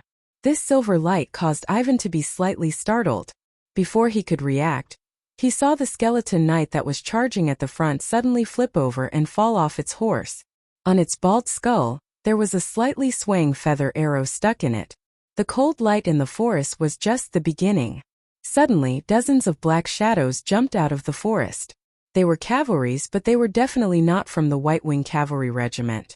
Because Evan had already seen those cavalries coming closer and closer, their armor was faintly sparkling under the moonlight. The heads of the male lions on the armor were shining brightly. The cavalrymen passed by him. Their hoofs fell like rain. The youth was still in a dream. He vaguely remembered that he had heard of such an army before. Soldiers, follow me and destroy these bastards. Karglai's roar echoed throughout the valley. Oh! Chapter 856. The silver moonlight shone through the dense foliage and sprinkled on the square, making it look as beautiful as it was during the day. Brendel stood on the balcony of the town hall, overlooking the quiet mountains and forests of the southern border under the night sky. For months later, Valhalla had completely formed the embryonic form of a small town. This towering tree was rooted under the mountains in the north of Schafland, and the diameter of its shade was more than 1,000 meters, covering the city below. But now, the residents here were only the tree elves, the villagers of the Green Village, and some humans. Most of the humans were members of the Valhalla Wind Archers Guard. Another group of new residents were Kurluts, and the young men of the Folded Sword Squad also lived in the lower city. Valhalla's massive roots divided the city into 4 regions: north, south, east, and west. The Light Elves' newly constructed barracks was located in the western region. Looking down from the plaza, the western region was already beginning to take shape. The streets and buildings were divided neatly. Odom had to admit that as a descendant of the Rune Dwarves, he was quite capable. At the very least, he seemed to be born with a natural talent for city planning. The west region was mainly divided into 2 districts, the north and the south. There was a main street that ran across the entire west region, separating the 2 districts. In fact, this street ran through the city and circled around the lower city of Valhalla. Brando jokingly called it the Ring Highway, but other than him, no one knew what it meant. As time passed, everyone followed suit and called it the Ring Highway. The Ring Highway was also designed by Odom. It was modeled after the 2 rings of Valhalla, and he called it the Third Ring Highway. However, the design of the Ring Highway was not bad. In fact, Brando knew that the old dwarf was discussing with Monique if they could open up the bottom of Valhalla and build a cross-shaped street that would pass through the center of Valhalla's trunk. This way, the entire lower city would be connected. Brando naturally understood the benefits of such a design. However, Odom's focus was mainly on defense because it would make it easier for the different districts of Valhalla to defend against each other. Monica didn't object to it. After all, Valhalla was huge, and it wasn't a big deal to dig a tunnel from the center. After all, it wasn't a real tree, but a magical city in itself. In the north and south districts of the West region, the main building in the North District was a military camp. Other than that, there were also some buildings that resembled human buildings. It was a newly built noble military camp. The noble military camp in the Kingdom of Erewhon was no different from the other noble military camps in most human countries. There was a training ground and a camp which was a functional building. In the game, it could significantly improve the training speed of the soldiers and the morale of the station troops. Brando thought that it might be because of the increased discipline brought by the centralized management of the army. It was just that the game had turned it into data. The White Lion Guards were stationed in this military camp, opposite the Wind Archers camp in the south. There were only 2 functional buildings in this huge city, so it was relatively empty. However, it was much better than the other 3 regions that had not been built yet. Brando was planning to move the entire city of Abes to Valhalla. After all, the city under the giant tree could not be kept a secret forever. In fact, after Odin ordered the workers to build the outer walls, many people had already guessed their lord's plans. However, it was impossible for them to guess that this was the legendary fortress. Brando claimed that this was the giant elven tree that was planted by the tree elves. With his relationship with the druids, no one could find fault with it. After all, there were many such trees in the dark forest, and the druids built their cities on top of them. Perhaps one day, when Valhalla continued to grow, this lie would eventually be exposed.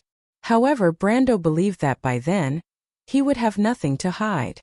At least for now, Valhalla was still very fragile and needed to be protected. In fact, except for a few people around him, most people believed this story, including Veronica, who had been to Valhalla personally. She thought that this was a gift from the druids and did not even think about the legendary fortress. After all, it was a little too ridiculous. Moreover, she had seen it with her own eyes. The fortress had completely disappeared into the loop of trade winds. As for the others, including the young people of the Folded Sword Knight, they were still amazed when Brando brought them to the city. Some of them had heard from the young lady of the Flower Leaf territory about the magnificent druid city of trees, but they did not expect to see it with their own eyes and live here as guests for a period of time. One after another, they expressed their interest. The scholar lady had come to him more than once to ask for permission to visit the city. Although Monica did not like these foreign guests, other than not letting Shido into the core area of Valhalla, Brando still gave her the right to visit from the lower area to the uppermost square. His generous move further dispelled everyone's suspicion, including the eldest prince. Today, the young people of the Folded Sword Knight were still temporarily living in the North City district. There were many tents there, but the military barracks and supporting buildings were also being planned for them. In the past 4 months, Monica's clan had increased to nearly 500 people. Now, the entire upper level of the tree canopy could be seen flying between the branches at any time. Under their control, the construction of Valhalla was getting faster day by day. However, the growth of the city itself had slowed down. According to Monica, it would take at least a few years for it to move from this stage to the next stage. One aspect was that the supply of magic could not keep up. Valhalla's demand for magic was a bottomless pit. In fact, almost 2/3 of the ore produced from the crystal mine in the Black Forest had been supplied to this territory, but it was only enough to maintain its daily operations. Tanajal's income from the magic crystal trade had been greatly reduced in recent months. Amandina had warned him about this several times, but the merchant lady was very optimistic about this. In her opinion, the magic crystal trade itself was not a long-term business. The key was that this kind of commodity was too sensitive and could easily attract covetous people. Generally speaking, the high-purity crystals produced by a crystal mine would be quickly consumed in the first few months. What followed was a long and difficult mining, but the output would decrease year by year. The crystal mine found in the Black Forest was extremely rare. If Tanajal continued to export large amounts of these high-purity magic crystals, it would not be difficult for people to guess that a crystal mine with high reserves had been discovered in the territory. Now they could take advantage of the growth of Valhalla to reduce the amount of crystals they sold. As for the decrease in income, in fact, the development of other minerals and specialties in the Black Forest had gradually made up for this. Most importantly, many of the resources in the territory were now self-sufficient. Therefore, the financial dependence on trade had been reduced by a lot. On the other hand, the number of light spirits was also a problem. Monica's 500 clansmen had reduced the time it took for Valhalla to grow from the first stage to the second stage to less than half a year. But if they relied on their own efforts for the next stage, it would take at least 5 years. If he wanted to reduce this time to a year, he would need at least 2,000 to 3,000 light spirits. But the production of light vortices was still only 20 per month. The Moon Tower was currently serving the Mage Tower in the county of Abi's castle, contributing to Tanajal's first batch of wizard apprentices. Not to mention that it was impossible to use it to increase the production of light vortices at this time. Even if it doubled the production of light spirits, it would still take several years to reach that number. The gains did not make up for the losses. The only way now was to first develop the territory and let Valhalla become self-sufficient. Then, he would continue to think of other ways to increase the production of mana. There were many ways to increase the production of mana, but it had to be done step by step. Currently, the territory only had the Crystal Pool, Mage Tower, Light Vortex, and Moon Tower. But Brando knew of a few other advanced buildings that could greatly speed up the construction of the territory. But first he needed blueprints and second he still needed more mana pools. While thinking about these thoughts, Brando took a deep breath and withdrew his gaze from the quiet city below. He turned back and walked back to the hall from the terrace. Valhalla's tree hall was much livelier than it was during the day. Except for Karglais, almost all the officers of the White Lion Guards were gathered here, and against them were more than a dozen sergeants of the Folded Sword Knight Regiment. Medisha, Hippamra, Amandina, the Shire, and several mercenary commanders stood on the other side. As his old subordinates and confidants, they formed a circle of their own. The remaining smaller circle was the eldest prince and Shido, as well as Lorena and her husband, and the little prince Haruz. What made Brando a little strange was that the eldest prince did not seem to intend to mix with the young men of the Folded Sword Knight Regiment. But he understood the other party's thoughts after a little thought. The other party did not seem to want to oppose him here. This was a statement. On the one hand as a guest and on the other hand it was unnecessary because Lenoret knew very well that he, Brando, could not really control these people. These young people from Cruz were rooted in the Empire, and their families' futures and future were all in that homeland. If Erwin was a behemoth like the Empire, it might be attractive to some people, but Erwin was just a small kingdom. He did not have to worry about these young men of the Folded Sword Knight Regiment being truly loyal to him, Count Tanajal. Therefore, there was no need for him to fight with these young officers. He was a member of the royal family, and must maintain his detached status. His Royal Highness must be very clear-headed, and had already figured this out. He understood that if he wanted to control this regiment of knights, he had to give him enough respect, because nominally, the Folded Sword Knight Regiment was also loyal to His Royal Highness. Although people with discerning eyes knew what was going on, this layer of skin between nobles was very important, and no one would take the initiative to tear it down. Perhaps even the young men of the Folded Sword Knight Regiment understood this, but they did not mention it. And it was precisely because of this that he had to act according to the rules. Veronica and Mangrove must have thought so as well, which was why they were relieved to hand these young men over to him. Brando suddenly realized that he had taken things for granted, but he shook his head. This was enough. He did not really intend to take these people into his pocket. He just needed a group of people to help him fight against Madara. The country under the shadow of the East was growing stronger day by day, and the White Lion Knight Regiment that he cultivated could only be considered as an outstanding force in Erewhon. But compared to the next generation of talents that Cruz carefully cultivated, the Folded Sword Knight Regiment, it was still a far cry. The key was that he did not have much time left.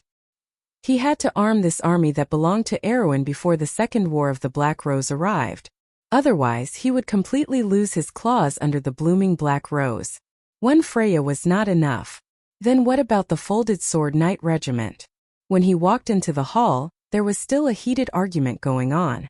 It could be said that it was extraordinarily lively. Both sides were arguing about whether to attack Count Randner or the undead of Madara first. Brando raised his head and looked at the huge map of Erewhon hanging on the wall. There was a red cross on the map where Silverman was located. The White-Winged Knight Regiment had been defeated. It was exactly the same as in history, but this time, he had even warned the Grimoire's side. But those rigid noble officers still made the same mistake. In fact, there was a dispute between Duke Grinoires and the royal faction about whether or not they should warn Duke Grinoires. That was because Makarov and the others believed that if they followed the original plan of luring the Bloodstaff into the target area, they must not alert the Bloodstaff. But if they did not warn the Grinoires side, the princess would lose the support of the people, and more importantly, the people of Silverman and Butchie would suffer heavy losses. In the end, the princess personally wrote a letter to the Duke to explain the matter. Brando felt that the reasoning of some people in the royal faction was ridiculous. A year later, Madara and Erwin were both on guard against each other. If one side was preparing for war and the other side did not react, then it would alert the Bloodstaff. After all, this was no longer the year of blossoms and summer leaves, but the last season of the Year of Swords. Unfortunately, everything that happened made him very angry. At the same time, he despised the old noble system of the kingdom more and more. The descendants of the ancient nobles were not worthy of their current status. He sighed. There was no doubt that the Bloodstaff would head straight for Vero, just like in history. Even though it was in cahoots with Radner, its goal was different from Radner's. Its goal was to completely occupy Grinoires and Vero, cutting off Karsuk's connection with the rest of Aween. Only with such an achievement could it be justified in the eyes of Madara's supreme ruler, and earn it a higher status. The Bloodstaff should know that it had already caused Madara to be wary of it. If it did not take the initiative to attack, then it could only close its eyes and wait for death. However, Count Randner was different. His goal was to rely on Madara to secure a territory that could be defended and attacked. He had completely fallen out with the royal faction, and the best outcome he could hope for was to become independent from Erwin and become a neutral autonomous region between Erwin and Madara. If he did not succeed, then he would at least be able to escape to Madara. That was why his goal was to conquer the Silman and Slovenia regions. However, he had a common goal with the Bloodstaff, and that was Kirkle Castle. Furthermore, Count Randner would attack Kirkle Castle before the Bloodstaff. Before news of his collusion with Madara spread, he would think of a way to trick the gates of Kirkle Castle into opening under the guise of reinforcements. This was the most convenient method. Even if it was exposed, it would be easy to besiege Kirkle Castle. There was no longer any obstacle in front of the Bloodstaff, and the nobles of Kirkle Castle would definitely order the Vermilion Legion to continue south from Bragg's to stop the undead army. At that time, the rear would be completely empty, and there would be no way to stop Count Randner. However, that was only an if. There were enemies that Count Randner did not expect waiting for him to walk right into their trap. The outcome of this battle was already decided, and the only thing left to do now was to plan how to make them fail. He interrupted his thoughts and came to Maynold's side. Maynold was studying a detailed map on the table. She noticed Brando's arrival and looked up at him, whispering, "You've become stronger after returning from the deadly tundra." Brando was slightly startled. This seemed to be the first time Senior had spoken to him in private after returning from the deadly tundra. He nodded and did not deny it. He had practically shared the experience of the final battle with Milos with Freya. Even though he did not know if the others would benefit from the experience, it was still a huge source of income for him. It was not inferior to the benefits he gained from the loop of trade winds. He had already raised the ranks of the Templar Knight and Mercenary to the peak, and there was basically no need for him to level up these two classes in the future. He had also unlocked the opportunity to become a Frostborn guard from Sabers, but he had not invested any experience into it yet. This was because there were many branches to choose from for high-grade classes, and Brando was still considering them. Maynold looked at him quietly and asked, "Did you leave Dark Kohua and Kind Kohua behind because of Ekis?" Brando was stunned for a moment before he realized that this was what she really wanted to ask. "Did you feel it?" he asked. "It's different from the game," the female knight replied. "The future of this world." Chapter 857. It was indeed different from the game. In the game, the huge labyrinth in the center of the deadly frost forest remained silent until the Age of Eternal Darkness. Kohua and her sister died in the 7th expedition of the Silver Year players. It was the Fantasy Wheel that completed this feat, Erwin's most powerful player guild at that time. The Year of the Forest was named after the rapid expansion of the Dark Forest on the border of Fanzan. Madara defeated the Wind Elves and reached her peak in this year. 5 years later, the Battle of the Oblique Forest broke out in the year of the horoscope. But in this year, another major event took the players' attention away from the destruction of Erewhon's small country. In the year of the horoscope, the holy war that lasted on and off for nearly half a century came to an end in the Whitestone Wilderness. In Ansta, the first war slate was unearthed, and then the players discovered the ruins of Agatha. Only 3 months later, the symbol of the moon of the harp, Eki's third daughter Misha, was killed. Brando suddenly remembered that the moon of the harp and lyra were symbols of fate, and also the source of power for the witches of fate. Roman and her aunt once belonged to this branch of witches. He shook his head slightly. In the following year, in the year of the bright moon, the gloomy Moya and the indifferent Atlas were killed. In 7 months it was Kurlut's most powerful player guild, the Bloodstream Guard, that completed these 2 kills. 5 years later, Mountain King Sherifang was crowned in the Ashen Stronghold. It was the year of the wolves awakened from dusk. In St. Tassel, the residents of the Cloud Mountains witnessed the wolves devouring the moon. Then 5 dusk wolves descended one after another in St. Tassel. In the autumn twilight, Song of the Nightingale killed the wise Triest in the wilderness of 4 realms. Eki's other 4 daughters, Whispering Girl Octavia, the beautiful Tedessa, the arrogant Agatha, and the hypocritical Castrinia, were also killed one after another. These achievements were accomplished by the Consecration Guard of St. Tassel, the Oak Knights, and the Dark Princess's Private Guards, which were the largest player guilds in St. Tassel. As for the name of the last guild, there was no doubt that Princess Ramona had always been a superstar in St. Tassel. In the past, there was also a relatively large player guild called the Little Princess's Underwear Collectors Organization. In the end, the Elven royal family couldn't bear it, and directly declared it an illegal organization, and dispatched the royal guards to eliminate it. Thinking of these interesting events, Brando couldn't help but smile. This was the story of the Year of Blood. A year later, in the 434th year of the First Era, the year of the Dragon Shadow, the Golden Palace Ruins instance group was discovered. In this instance, the most epic battle in history took place. In 10 months, the top 100 player guilds in Wonde were all defeated, because their enemy was the most powerful existence among Eki's 12 daughters, the arrogant Jean Hai. It wasn't until 2 years later that this legend came to an end. In the 436th year, the year of the Long Night, the arrogant Jean Hai was killed, and so was the taciturn girl Otis. In the 437th year, the year of the Running Wolf, Eki's youngest daughter, and also the most popular boss among the players, the month of the heretics, the flawless Timmies, was killed. After that, Ekis appeared in the southern border of Erewhon, the White Mountain, the Great Glacier, and Erlanta. The final battle began, and the Sage of the Earth, Erlanta, reappeared. After 3 years of hard fighting, the players finally killed the Dusk Wolf in the Alkash Mountains. The next year, in the 440th year of the First Era, eternal darkness descended, and the Second Era began, and the Slate War came to an end. But now there was a turning point in history at the end of the 376th year of the Sword.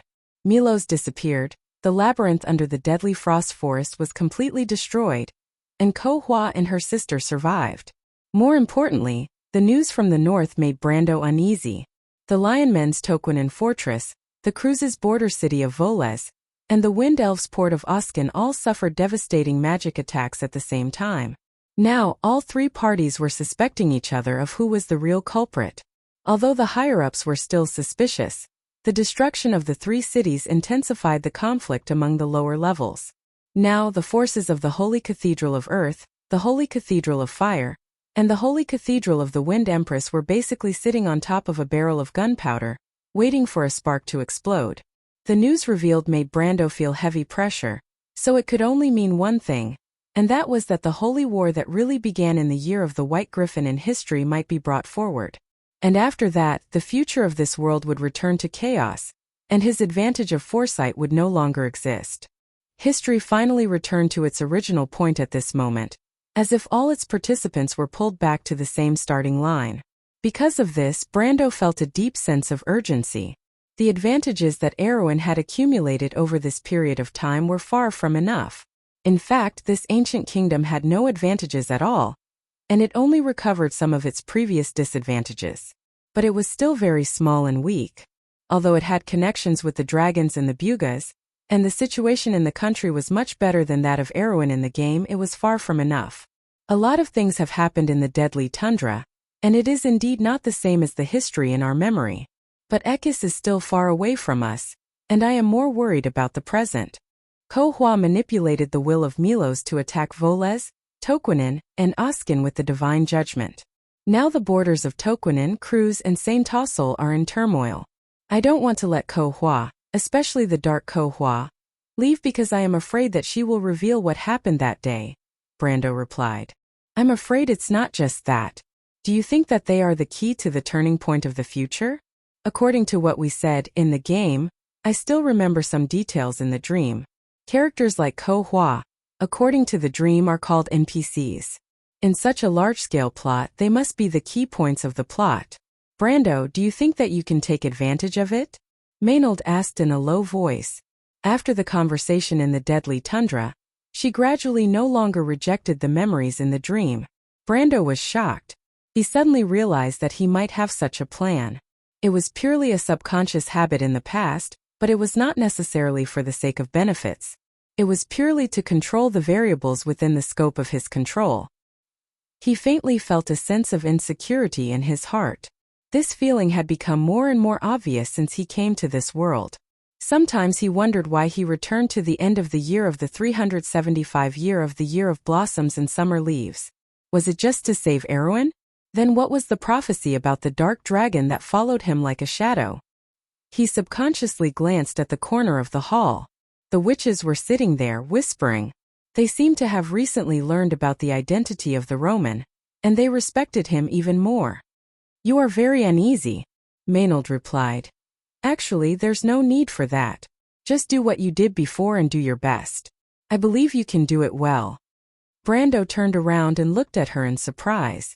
This sentence did not sound like it came from the mouth of a female knight.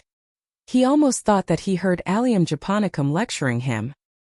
He looked at her in a daze for a moment, only to be glared at by her.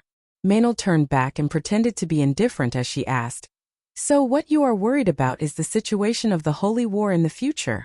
Brando nodded. It was indeed so. He asked, "Who do you think will make the first move?" He pretended to listen to the others arguing about the plan to attack Radnor, but his mind was not on it at all. He had already drifted to the border between Cruz and the Great Plains. Maynard lowered her head and looked at the map on the table. The territory of the Cruz Empire was not on the map, and it was only a topographic map of the Silman region. However, she also seemed to see the undulating mountains in the southwest of Cruz. She whispered, "The Toquinen fortress is very important to the Golden Mane Lionmane Beastmen. I think they will be the first to make the first move. They will attack the Alstom region just like in history." Brando's mind was filled with Veronica's words. He had been thinking about how trustworthy the Imperial Army's words were, but Maynard's words made him realize that she was also aware of the plans of the Cruz army. After all, she had to stay in Valhalla and meet with Prince Lenoretta and the others. On the other hand, she was the person in charge that the princess left behind. Since he had communicated with the princess, there was no need to hide it from this female knight. The key was that Maynard had a very special place in his heart. Although she was unwilling to admit it, Brando still saw her as his senior. At least half of her soul was like his.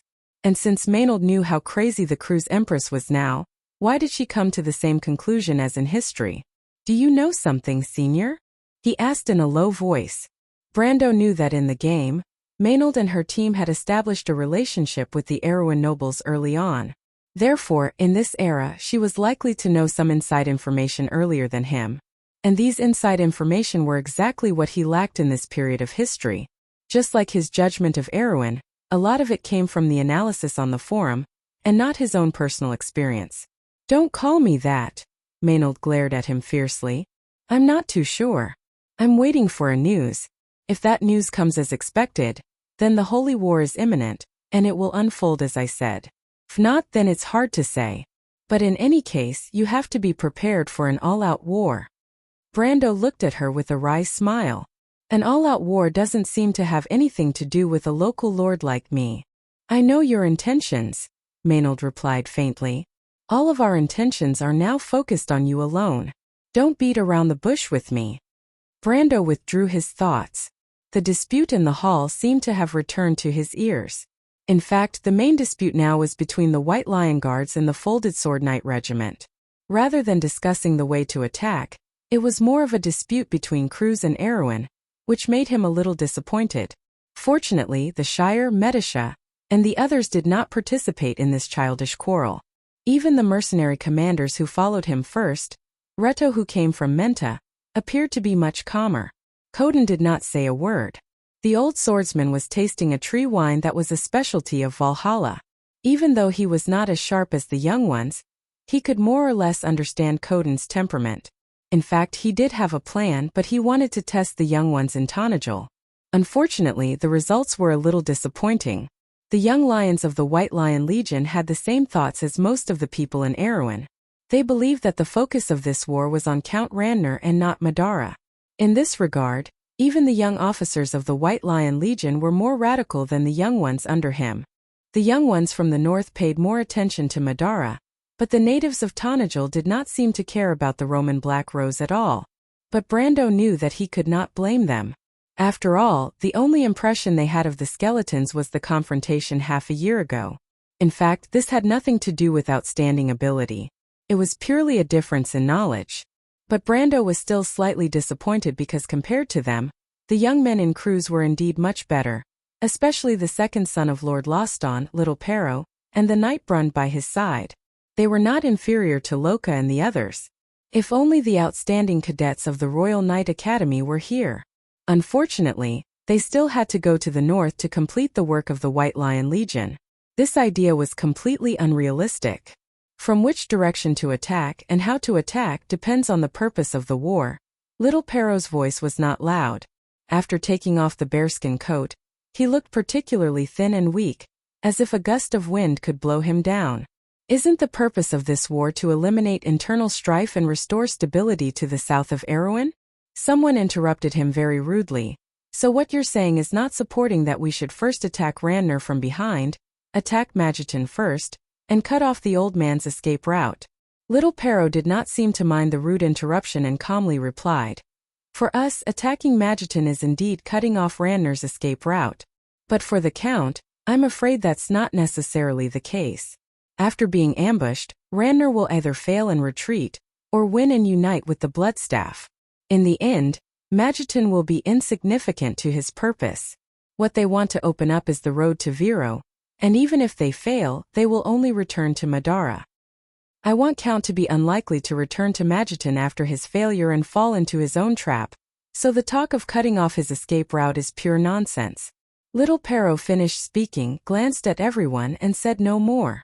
How do you know that Randner will attack Viro? Brando could not help but shake his head when he heard this question. These young men under his command still did not pay attention to Madara.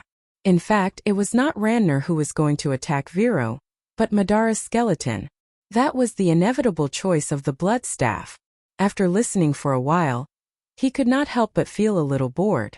The young officers of the White Lion Legion still did not realize who their real enemy was, but he was too lazy to go over the details with them. Reality would tell them everything, and after this battle they would understand who their real opponent was. Little Pero had almost guessed his thoughts. Tanajul's army would pass through Chablis, bypass the Silman area, and directly cut off the Bloodstaff's escape route. The Bloodstaff knew that there was a rebel army there that hated the nobles of Erwin. It would certainly not enter the barren hills to cause trouble for the mountain people, but it would not have thought that the king of Silman was actually Brando's old acquaintance. The outcome of this battle was actually destined from the beginning, but how to rewrite the details still needed to be carefully considered. What he was concerned about was the strength of Madara's army in this era. There was good news in the magic letter sent back from Karglais. They rescued a member of the garrison who participated in the battle that night. It was said that Madara's army already had skeleton cavalry and fearsome spirits, which meant that the terrifying dark mercenaries in the Sea of the Dead Moon had already joined the battle. The number of skeleton archers also proved that he was worried about the number of liches. However, there were still some things that were not shown. The garrison could not tell the ratio of skeleton soldiers and skeleton warriors in the entire Madara's army. In fact, this was what Brando was most concerned about. In Madara's skeleton army, The skeletons and zombies summoned by the liches were completely different from the skeleton warriors who had been tempered by magic and could use equipment skillfully. In history, after Tamar joined, Madara invented a psychic circle that could directly summon skeleton warriors from corpses, and during the early stages of the Second War of the Black Rose, they also improved the system to advanced skeleton swordsmen. Brando wanted to know how much he had changed history. If history didn't change as expected, then Viro's army would be in trouble. This was because the Dark Nobles of the Sea of the Dead Moon had joined the battle earlier than in history. But what about Valhalla? Brando thought of his own strength and felt a little relieved. When he went to Ampere Seal to solve the crisis of Erewhon, other than the hundreds of hot-blooded White Lion guards, there were only a few high-end combat forces left. Tanagel's army could be said to be almost non-existent. However, things were different now. While he was in Ampere Seal fighting the demons and Cruz's army, Valhalla's army finally showed its strength under Monique's arrangements. First was the Wind Archers. When he went to Ampere Seal, the Wind Archers only had about 100 tree elves who could really fight, and there were about 300 new recruits. But now the Wind Archers had become an army. They had the strength of 2 brigades of 600 people.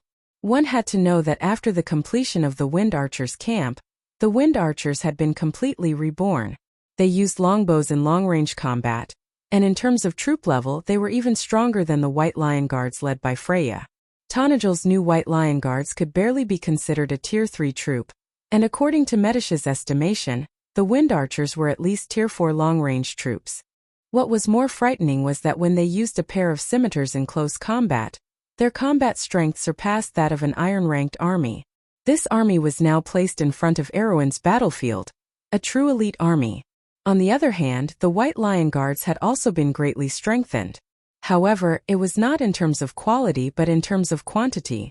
Although Brando could not take over the old White Lion Guards in name, Her Royal Highness still drew out a large number of people from the old White Lion Guards, the Royal Knight Academy, and even the local guards to fill up this guard that was nominally under her own command. In just half a year, the White Lion Guards had been filled up from the original empty shell to the current size of nearly 1,500 people. This was under Brando's restrictions, because Brando was very clear that in the future Holy War, the cannon fodder army was not worth mentioning at all. What he wanted to build was an elite army like the White Lion Guards led by the ancient sage Eric, and not the old White Lion Guards in the north of Erewhon. Not to mention, he now had the Cruz's Folded Sword Knight Regiment. Although Brando's original intention was to let these young Cruz heroes form a real army for him, that was a long-term plan. At least for now, he only intended to let these Cruz people fight independently. In fact, even so, this was a golden army with hundreds of people. It was no surprise to say that this knight regiment could be said to be a waste of talent in Erewhon. The entire kingdom of Erewhon now had to gather the strength of the entire country to put together an army that could compete with them. With these 3 armies, Tanagel had the strength to go on an expedition for the first time. And Brando was very clear that the next generation of Valhalla's army plan had already been launched at this time. Even without waiting for this war, Monica could give him an answer sheet. Thinking of this, Brando suddenly felt something and raised his head, just in time to see the little light spirit fly in shakily. She did not care about the other people in the hall at all and flew to his side. Hurriedly and with some surprise she said, "My lord, it's a success." Oh. Chapter 858. What Monique was referring to was the completion of the Valyrian Warrior Hall. Before Brando left Valhalla for Ampere Seal, he had instructed Monica to build all the buildings that could be built in Valhalla. Although the main focus was to train the Wind Archers and complete the second stage of Valhalla, Monica still took the time to complete the construction of the Valyrian Warrior Hall while he was away in the Deadly Frost Forest. Perhaps it wasn't complete because the hall had just been completed. It was just that the Light Elf girl came to report to him a few days ago. In fact, the reason why Brando chose the Wind Archers as the focus of the initial construction of Valhalla was because he had ready-made tree elf archers as a source of troops. On the other hand, Valhalla didn't have any information about the Valyrian Warrior Hall. It was unlike the Wind Elf Archer Camp and the Tree Nest, which had a clear description of the types of troops produced, how to train them, the price, and the resources required. However, the description of the Valyrian Warrior Hall only had one sentence. It was a functional building. Brando had only seen this description in auxiliary buildings like the Wizard Tower, the Moon Tower, and the Crystal Pool. These buildings usually had to be built by the players themselves before they could figure out their uses. However, the Valyrian Warrior Hall sounded like a training building similar to Erwin's Noble Army Camp. The fact that the description was so vague made Brando feel very strange. However, at the time when Tanajil was just being built and was about to face a possible war, Brando didn't dare to test his curiosity on such matters. Thus, he chose to build the Wind Elf Archer Camp, which was more reliable. However, this didn't mean that he wasn't curious about the Valyrian Warrior Hall. In fact, as a player he was dying of curiosity. And today, his curiosity could finally be satisfied. When Monica came to report to him, her gaze was clearly a little evasive, which made him feel that something was wrong. The first layer of Valhalla was formed during the first stage of the World Tree's growth. This ring spiraled upwards to the plaza area at the top of the tree. It could fit 3 to 4 carriages side by side like a wooden street. Currently, there weren't many buildings on the ring, and there were only a dozen or so elven archer towers. These archer towers seemed to have grown out of the tree trunk, and their bases were tightly connected to the wooden street. Between the archer towers and the archer towers were connected by long walls of vines. These vines were about the height of a person's chest, similar to a parapet with thorns on one side. In addition, there were many ancient tree-like structures between the archer towers. These ancient tree-like structures had human faces on their trunks. Most of the time, these trees had their eyes closed, and only occasionally would they talk to the patrolling tree elf archers. These were the tree burrows, and their roots were actually the root guards that covered the entire Valhalla. Currently, there were more than 220 tree burrows in Valhalla, and more than 2,000 root guards were enough to guard the entire upper layer. The Valyrian Warrior Hall was located in the middle of these tree burrows, and it looked like an extension of the ring. 2 thick tree branches supported the platform, and the entire building looked extremely majestic. The Grand Hall looked a little like the Vikings' longhouse that Brando saw in his previous life, but it was much more majestic. The interior of the building was spacious and bright, and 12 giant pillars supported the hall's tall dome. In the center of the hall, there were 3 to 4 meter tall giant warriors sparring with each other. They held spears or heavy swords in their hands, and sparks flew everywhere as they fought. Even Brando's arrival didn't attract the attention of these brave warriors. Those were the Cloud Giants. Brando looked at these giants happily, and he was both surprised and curious. Once, the noblest bloodline of the giants came from Milos. But the Frost Giants had long become history, and their descendants, the Cloud Giants and Fire Giants, were displaced like the other Silver Folk after the War of the Holy Saints. In the end, only the descendants of the Black Iron Giants lived north of today's Hammer Mountains, and they were the Hill Giants of the Temple of the Earth. Legend had it that the Fire Giants were both warlike and tyrannical, but the Cloud Giants were a legendary race that was no less glorious than the Silver Elves. They lived in the sacred mountain of Storm's End, and were a tribe that adhered to tradition. In the War of the Dusk, the Cloud Giant King picked up a human baby and raised him. This human baby later became history's most famous hero, the Azure Knight. As for the legendary Cloud Giant tribe that the Azure Knight grew up in, it was a mystery whether here or in the game. In fact, this was the first time that Brando had seen these giants with his own eyes. Their skin was very white, and they were different from the barbaric appearance that people imagined. The Cloud Giants, whether they were warriors or craftsmen, were all wearing exquisite armor or gorgeous clothes. Most of them had sideburns, but the sideburns were very clean, and each of them was like a character from the Greek mythology of the previous world. Their eyes were light blue like gemstones, and their hair was made of gold shining brightly. The weapons in their hands were etched with beautiful patterns, but they were still so sturdy that they were not afraid of sparks flying when they collided with each other. When Brando, Monica, and Princess Medisha passed through the hall, the Cloud Giants noticed their existence and stopped to look at them. A giant wearing a white robe with golden edges walked out of the crowd. When he saw Brando, he probably recognized his identity and bowed to him. "Honorable Lord, I am Babu, a craftsman from the people of the cloud. It is an honor to be of service to you." The giant replied with a gentle voice, looking gentle and polite. But even so, Brando could still feel the extraordinary aura of the other party. "Hello, it is also my pleasure," he replied. "Are you heroic spirits?" "He is Babu, Lord." Medisha exclaimed in a low voice.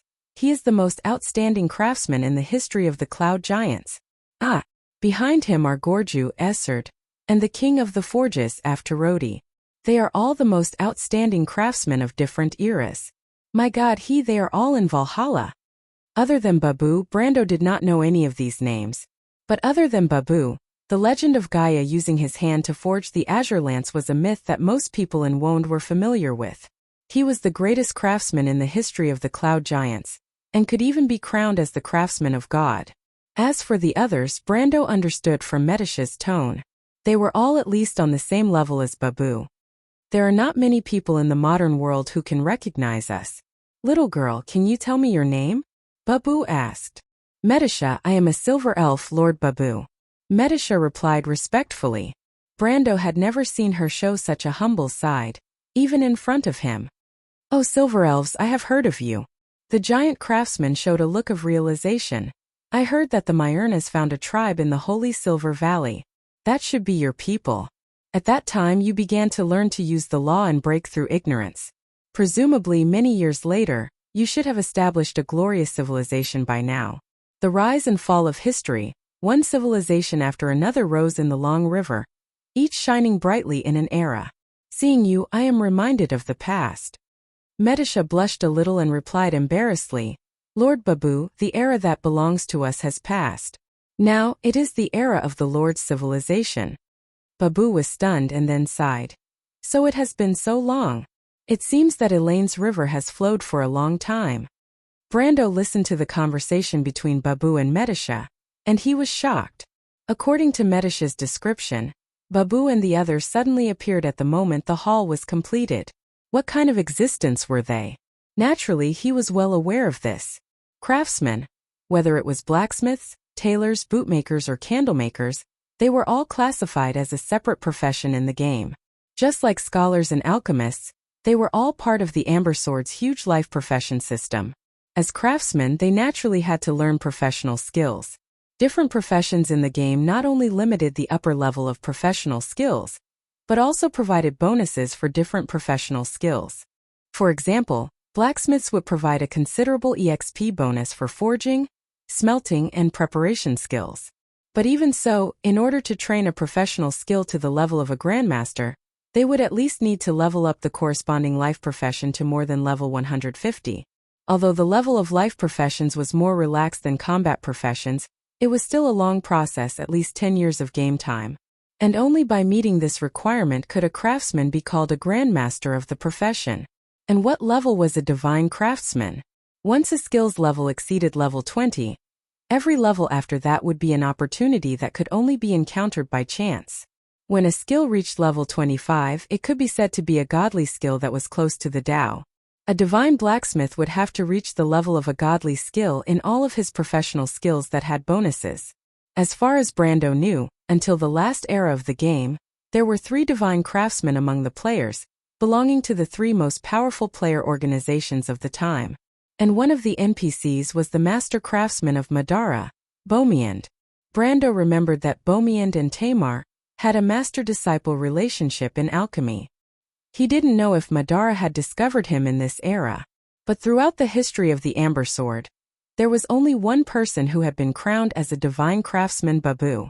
And now this legendary figure was right in front of him, and he was accompanied by 7 or 8 other divine craftsmen, who might be serving Valhalla soon. Brando now felt like he had been hit by a flying biscuit. Although he vaguely sensed something from Monica's panicked tone, he didn't expect the surprise to come so suddenly. After all, Monica said, "My lord, you better come and see. Something big has happened. There are a lot of strange people in the Lovalan warrior hall that has just been repaired. They seem to be heroic spirits from somewhere." Brando thought that Valhalla had sent him a few instructors similar to Monica, but he didn't expect it to be Babu. This was Babu. It took him a while to react, and he interrupted. "Lord Babu, are you the owner of this Lovalan warrior hall?" Babu stopped his conversation with Medisa. It was obvious that he was very happy to meet an acquaintance. He turned around and nodded. "I am indeed the owner of this hall. Valulan means brave and fearless in the language of the Titans. This hall is the resting place of the bravest warriors in our mythology. The craftsmen would tailor the best weapons and armor for them. After enjoying a sumptuous banquet, they would pick up these weapons and go to war to kill the enemy. Wait a minute. Brando seemed to have understood something. He finally understood why the Lovalan Warrior Hall was called the Warrior Hall, but there was a description of the building's function. This name was ridiculous. He couldn't help but raise his head and ask, "Lord Babu, you mean this is a blacksmith shop?" Babu nodded again. "You can say that." Brando was not disappointed at all when he heard Babu's answer. In fact, he was very excited. He couldn't help but ask, "You mean you will be staying in Valhalla to forge weapons and armor for the warriors of Valhalla?" "Of course, my lord. Valhalla is the final destination of us heroic spirits, but I never thought that it would be able to see the light of day one day. It is our honor to be able to contribute to this place." Brando took a deep breath when he heard this. He was so happy that he almost jumped up. If this was in the game, he would have done the same. What a joke, this was a divine blacksmith. The divine blacksmith, the most legendary blacksmith in history, and 7 or 8 similar characters. With them as blacksmiths, what would the future of Valhalla be like? Brando could already imagine an army fully armed to the teeth, with even their underwear being fantasy-grade equipment, rampaging across the continent. His mind was filled with thoughts of "I am already invincible," but after being my lord for a while, especially under Amandina's condemnation, he finally calmed down a lot. He held back his excitement and asked, "Then can I let you forge armor and weapons for my army?" "That is my duty, my lord." "Great," Brando blurted out. "What materials do you want? Just tell me. Please help me forge 100 sets of fantasy-grade archer armor and longbows. If you can rush it, that would be even better." In his imagination, this was nothing to Babu and the others. They were all genuine divine blacksmiths, and one of them had even forged a real divine artifact, and not a third-rate divine artifact, but the Azure Lance. Getting such a divine blacksmith to forge fantasy-grade weapons and armor was not much more difficult than ordinary blacksmiths to forge white plate armor.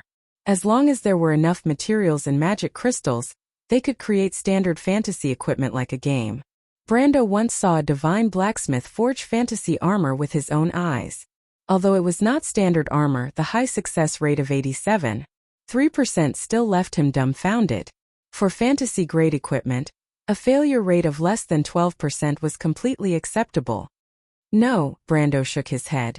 "It should not be acceptable, it should be a big profit." But unexpectedly, Babu shook his head for such a simple matter. I'm afraid it's not possible." "Why?" Brando was stunned.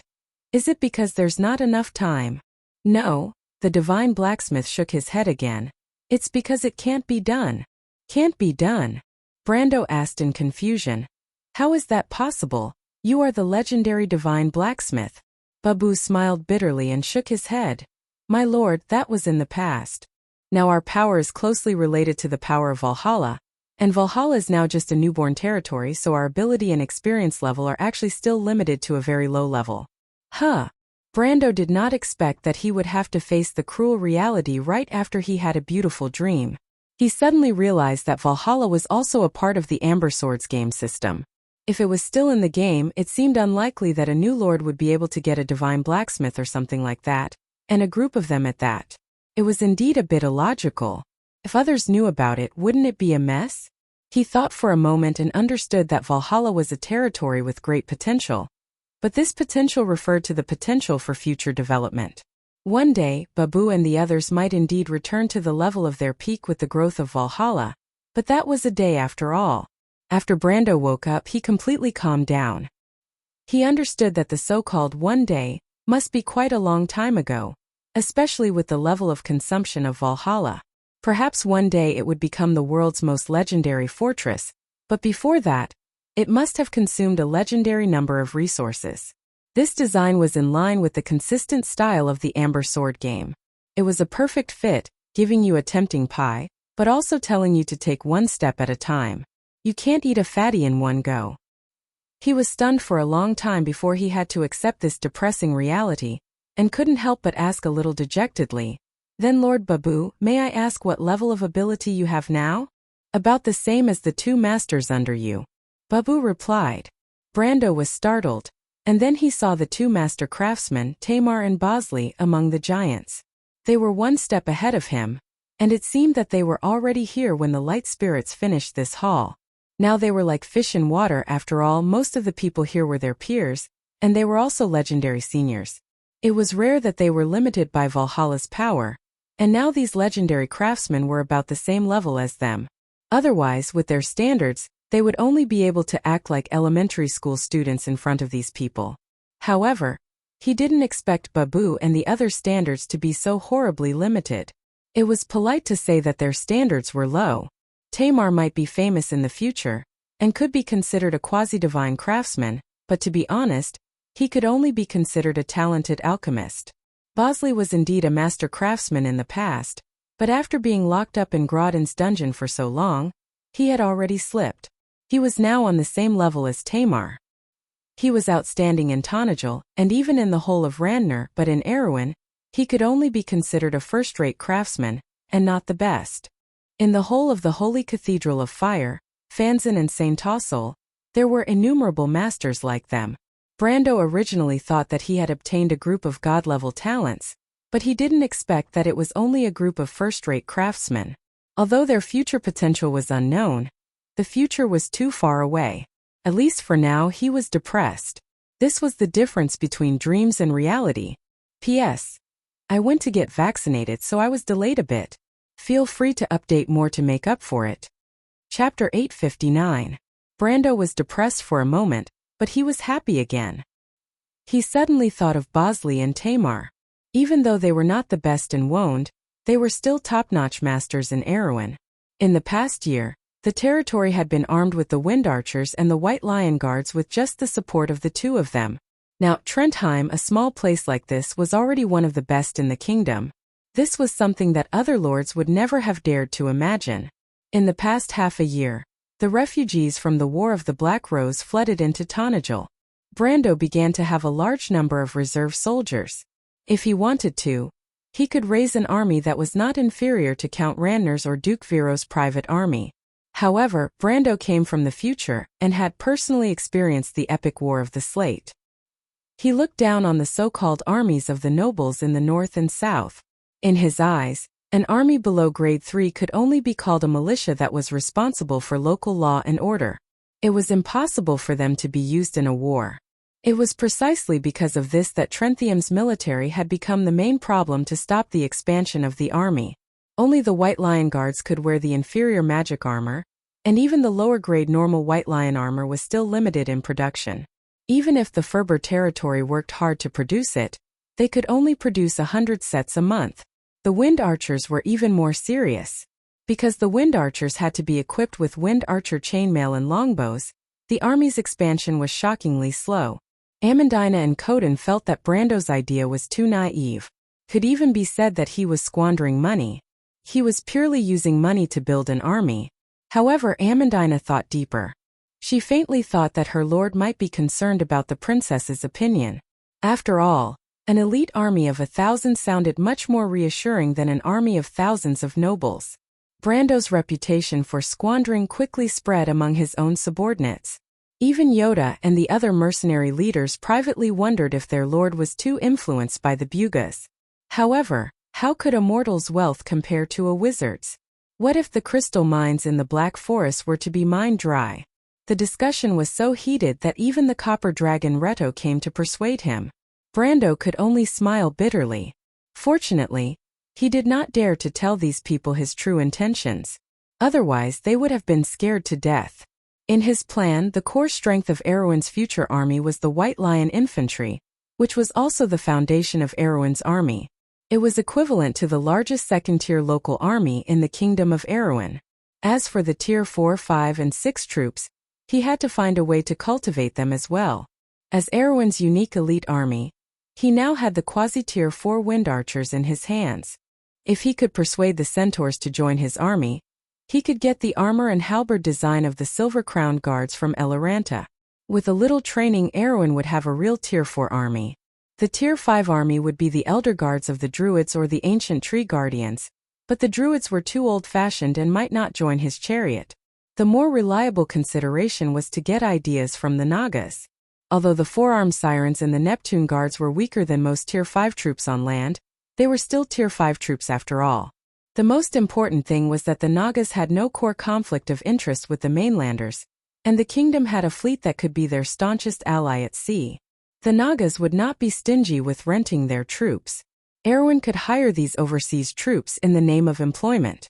When he chose to ally with the Grey-Fin Nagas, and after the Battle of Ampere Seal, he insisted that the Empire give him the frigate design in exchange. With the Tier 4 and 5 troops, Erwin's strength should be comparable to the kingdom of the late king of the Empire. At that time, Her Royal Highness could rely on the central military power to suppress the whole country, unify the power of the kingdom, and realize the transformation of local feudalism to centralization. As for the Tier 6 troops, Brando had no clue at the moment. In the history of Erwin, the only troop class above Tier 6 was the Silver Elf Temple Guards, and there were no more than 100 of them. His only hope now was that Valhalla would be strong enough. But once Erwin had a Tier 6 troop class, its strength would not be inferior to Madara. After all, Madara was not only facing Erwin as an enemy, it would not be able to resist the threat of the border with the entire country. Once Erwin had this kind of strength, it would be able to force Madara to expand to other countries, and this ancient kingdom would be restored to its heyday. But this plan was no doubt a fantasy to Amandina and the others. In their eyes, the kingdom of Erwin was just a relatively independent kingdom near Cruz. Its military power had never been weak, but it was not strong either. One had to know that in the Cruz Empire in the north, although the basic troop class of the four major armies under the direct control of the central government was the Tier 4 Imperial Guard, in reality, the Tier 3 Imperial Noble Cavalry and the Tier 2 Imperial Pikemen were still the main force of the Empire's military forces. Moreover, these local forces faced the same problem as the kingdom, and that was that the long period of peace had led to a low level of training and a breakdown of discipline. Apart from a small number of border regions, most of the Empire's military forces had more or less such problems. In the evaluation of the Holy Cathedral of Fire, the Imperial Noble Cavalry's combat strength had fallen below the limit several times in the past 2 years, and was on par with the Tier 2 troops of the Empire.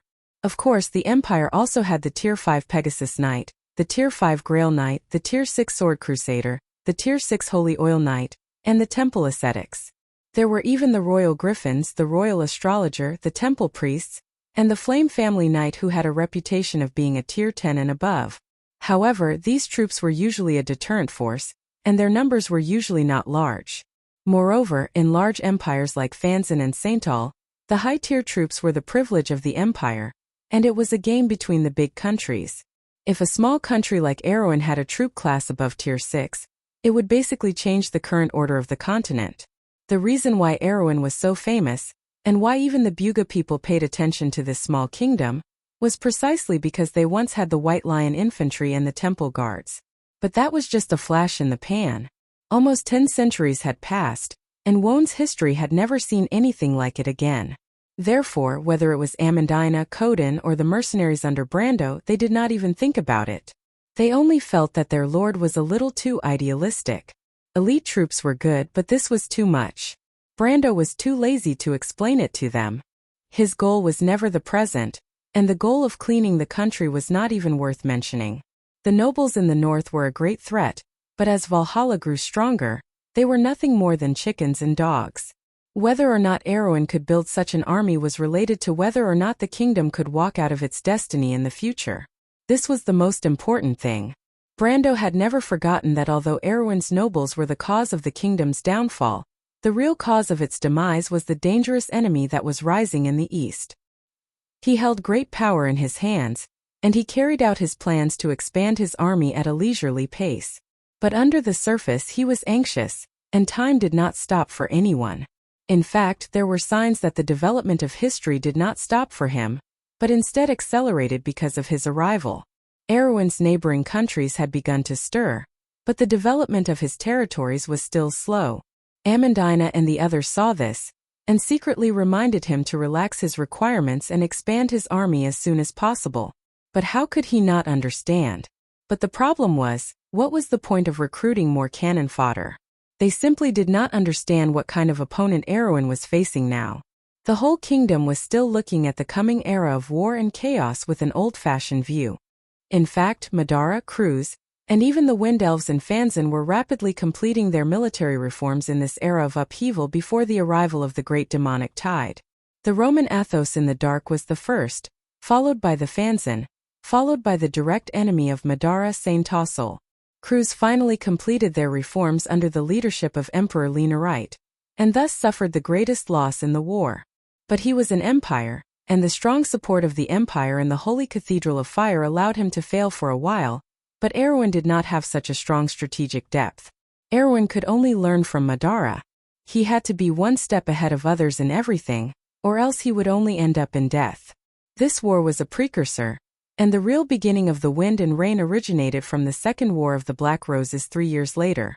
But that was something that happened in history, and Brando could not guarantee that the Second War of the Black Roses would not start early in this era. But in this war with the Bloodstaff, he had to do his best to find out how big the gap between the kingdom and Madara of this era was. Of course, it would be best to give Madara a warning so that they would feel that the kingdom was not so weak and easy to bully. Then, those skeletons might think more before choosing to start the Second War of the Black Roses. Every minute was a hope of redemption for Erwin. Therefore, he had to be cautious and try his best to increase his strength before the war. Now that a group of master craftsmen like Babu had joined him, it was undoubtedly a boost to his confidence, and he was overjoyed at this unexpected turn of events. Tanajul suddenly had more than 10 master craftsmen of the same level as Bosley and Tamar. What did that mean? It meant that the production of magic equipment would increase exponentially, and this meant that the first step of his plan could finally be on the right track. The White Lion Guards would become the foundation of the central army of the kingdom. Brando thought for a while before he came back to his senses. He seemed to have woken up from a long period of thought and asked, "Lord Babu, can the Valyrian Warrior Hall be put into operation now?" "As long as there are materials, it can be done at any time," Babu replied. Brando immediately took out a set of White Lion armor from the dimensional space. He pointed at it and asked, "Lord Babu, how long will it take for you to produce 100 sets of armor like this?" Brando took out an unenchanted White Lion armor. Babu glanced at it and shook his head in disdain.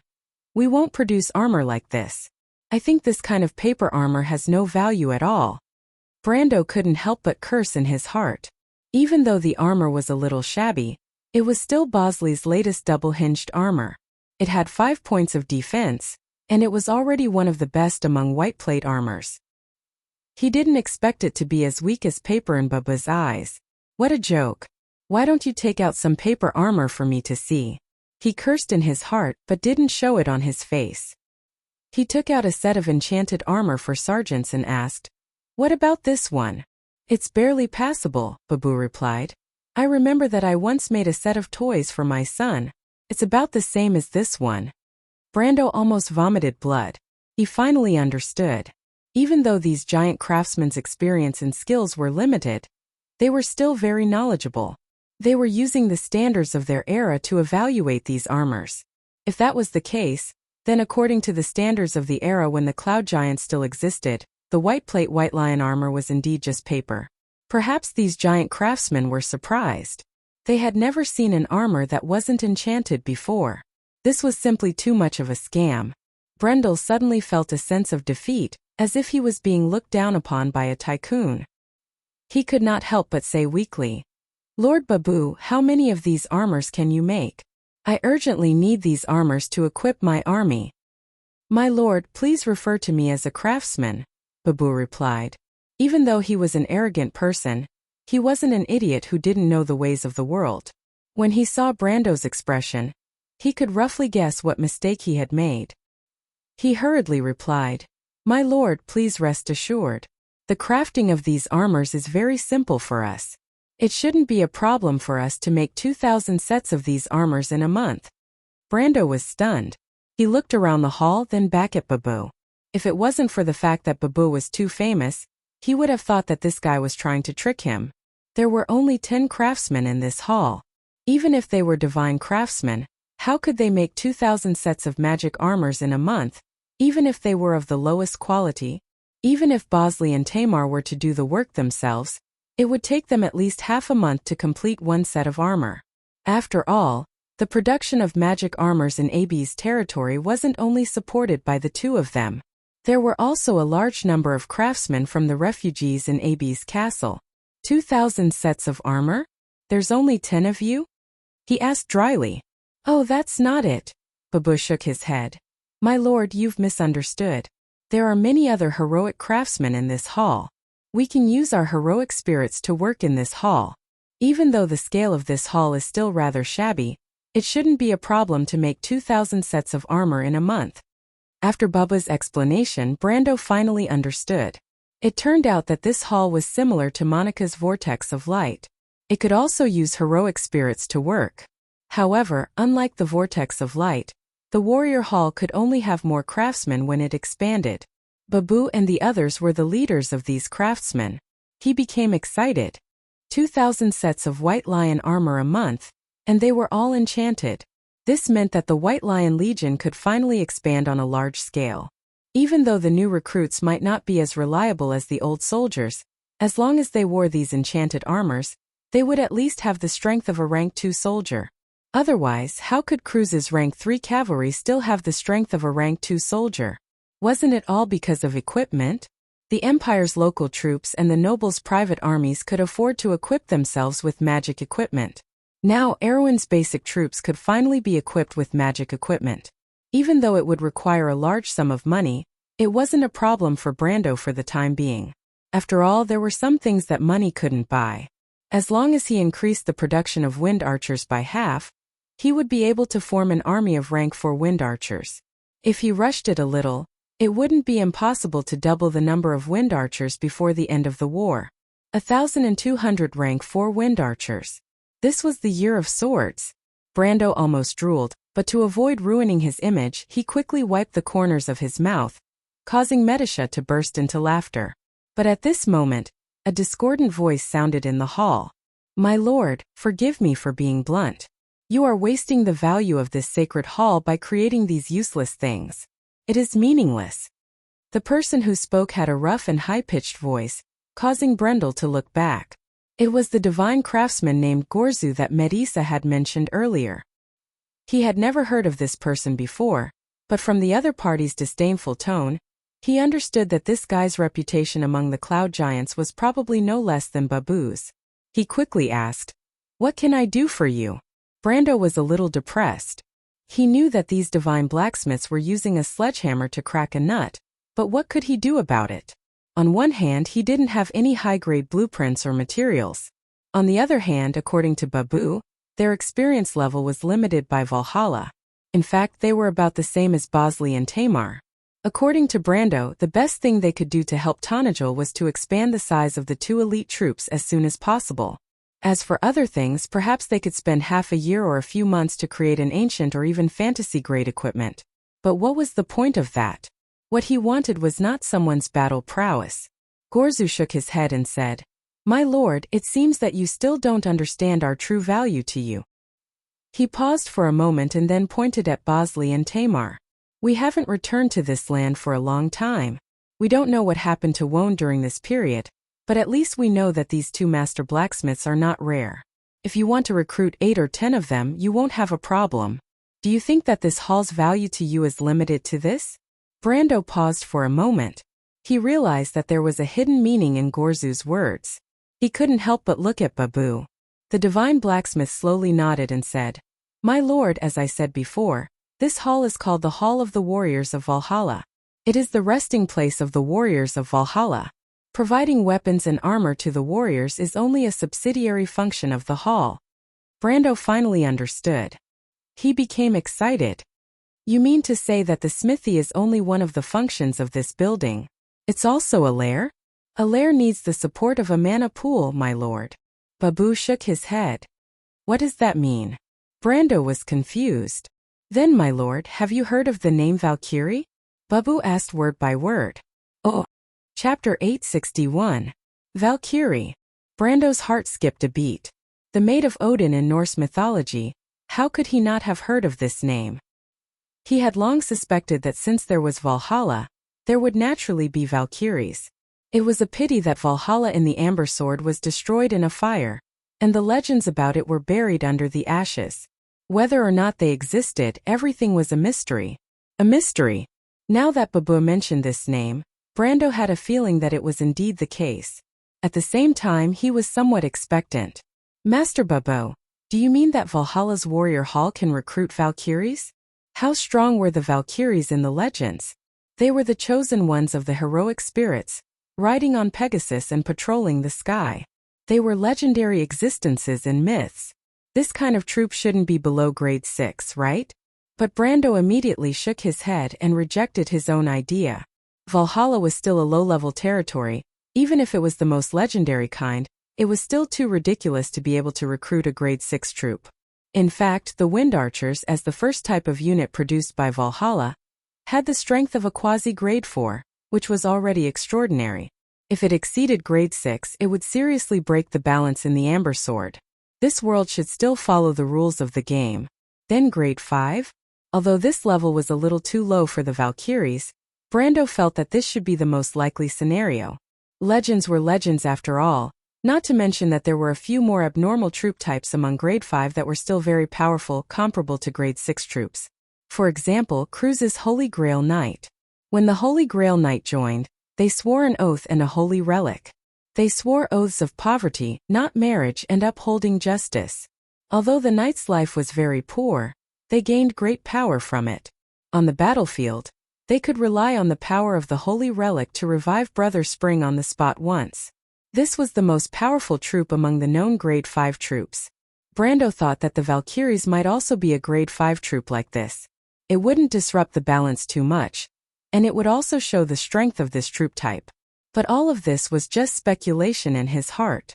The answer would still have to wait for the Cloud Giant's divine craftsman Babu to reveal it. So he raised his head and looked at Babu. The hall was quiet. Babu turned his head and called out, "Brunhilde, come out." Damn! Brando was shocked when he heard this name. Brunhilde was a famous Valkyrie in Norse mythology and Icelandic epics. There were all kinds of legends about her. Some said that she was Odin's daughter, while others said that her image came from the Visigoth Princess Brunhilde of Austrasia. In many games and related works in his world, she was described as the head of the Valkyries. He naturally heard of this famous name, but he didn't expect Babu to call out such a powerful character. He couldn't help but curiously look in that direction. At this moment, the sound of a horse's neigh came from outside the hall. A Pegasus flapped its wings and flew in through the arched window of the hall, landing on the edge of the platform. The Pegasus paced restlessly. Its back was covered in platinum armor. Its wings, mane, and hooves were burning with white flames, as if it had just flown out of flames. There was also a female knight riding on its back. The female knight wore a winged helmet that covered her face, but her identity could be vaguely discerned from her posture that she was a woman. This female knight was just like the warhorse she was riding. Her entire body was covered in flames. White flames constantly emerged from the gaps in her heavy armor. After she landed on the platform, she did not dismount from her horse. Instead, she held her head high and pulled the reins made of flames to Brendel's side. She did not say a word as she looked down at her lord from a commanding position. This is the Valkyrie? When Brando first saw Brunhilde, he almost thought that he was looking at Madara's Pale Knight. However, the Pale Knight obviously didn't have such luxurious armor, and their horses didn't have wings.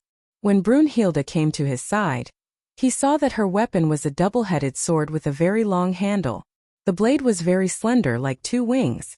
A pair of platinum wings, together with her armor and Pegasus, couldn't be more gorgeous. Just as he was about to ask about the other party's combat power, he remembered that he could search for the attributes of the creatures in Valhalla, just like Monica and the others back then. He quickly blinked his eyes and switched to a light green interface. This interface seemed to be floating on a piece of cloth.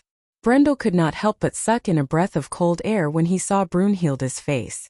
Brunhilde level 60 Valkyrie leader, strength, 1033, constitution, 732 agility, 740, bloodline, 180 will, 100 intelligence, 5 perception, 155 skills, magic resistance, heroic spirit revival, final battle fighting strength value, level 8 level 8 troop class.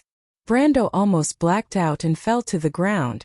The so-called fighting strength value was actually the rating of the troop class. He originally thought that the Valkyrie would at most be a level 6 troop class.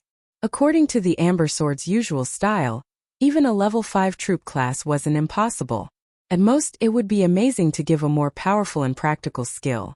But the problem was the cloth. Although he had never heard of the final battle before, the heroic spirit resurrection skill was exactly the same as the Holy Grail Knight's faith in Brother Spring. Furthermore, the heroic spirit resurrection skill was also a magic resistance skill. There were 3 types of magic resistance skills in the Amber Sword: magic defense, magic resistance, and magic immunity. Magic immunity was the most abnormal, completely ignoring everything. The effects of magic were the nemesis of wizards.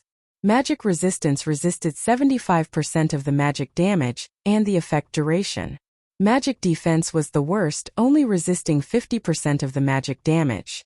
Magic resistance itself was a relatively powerful skill.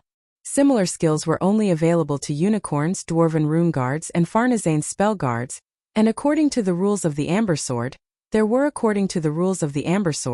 troops with such powerful skills would generally have their basic attributes greatly reduced.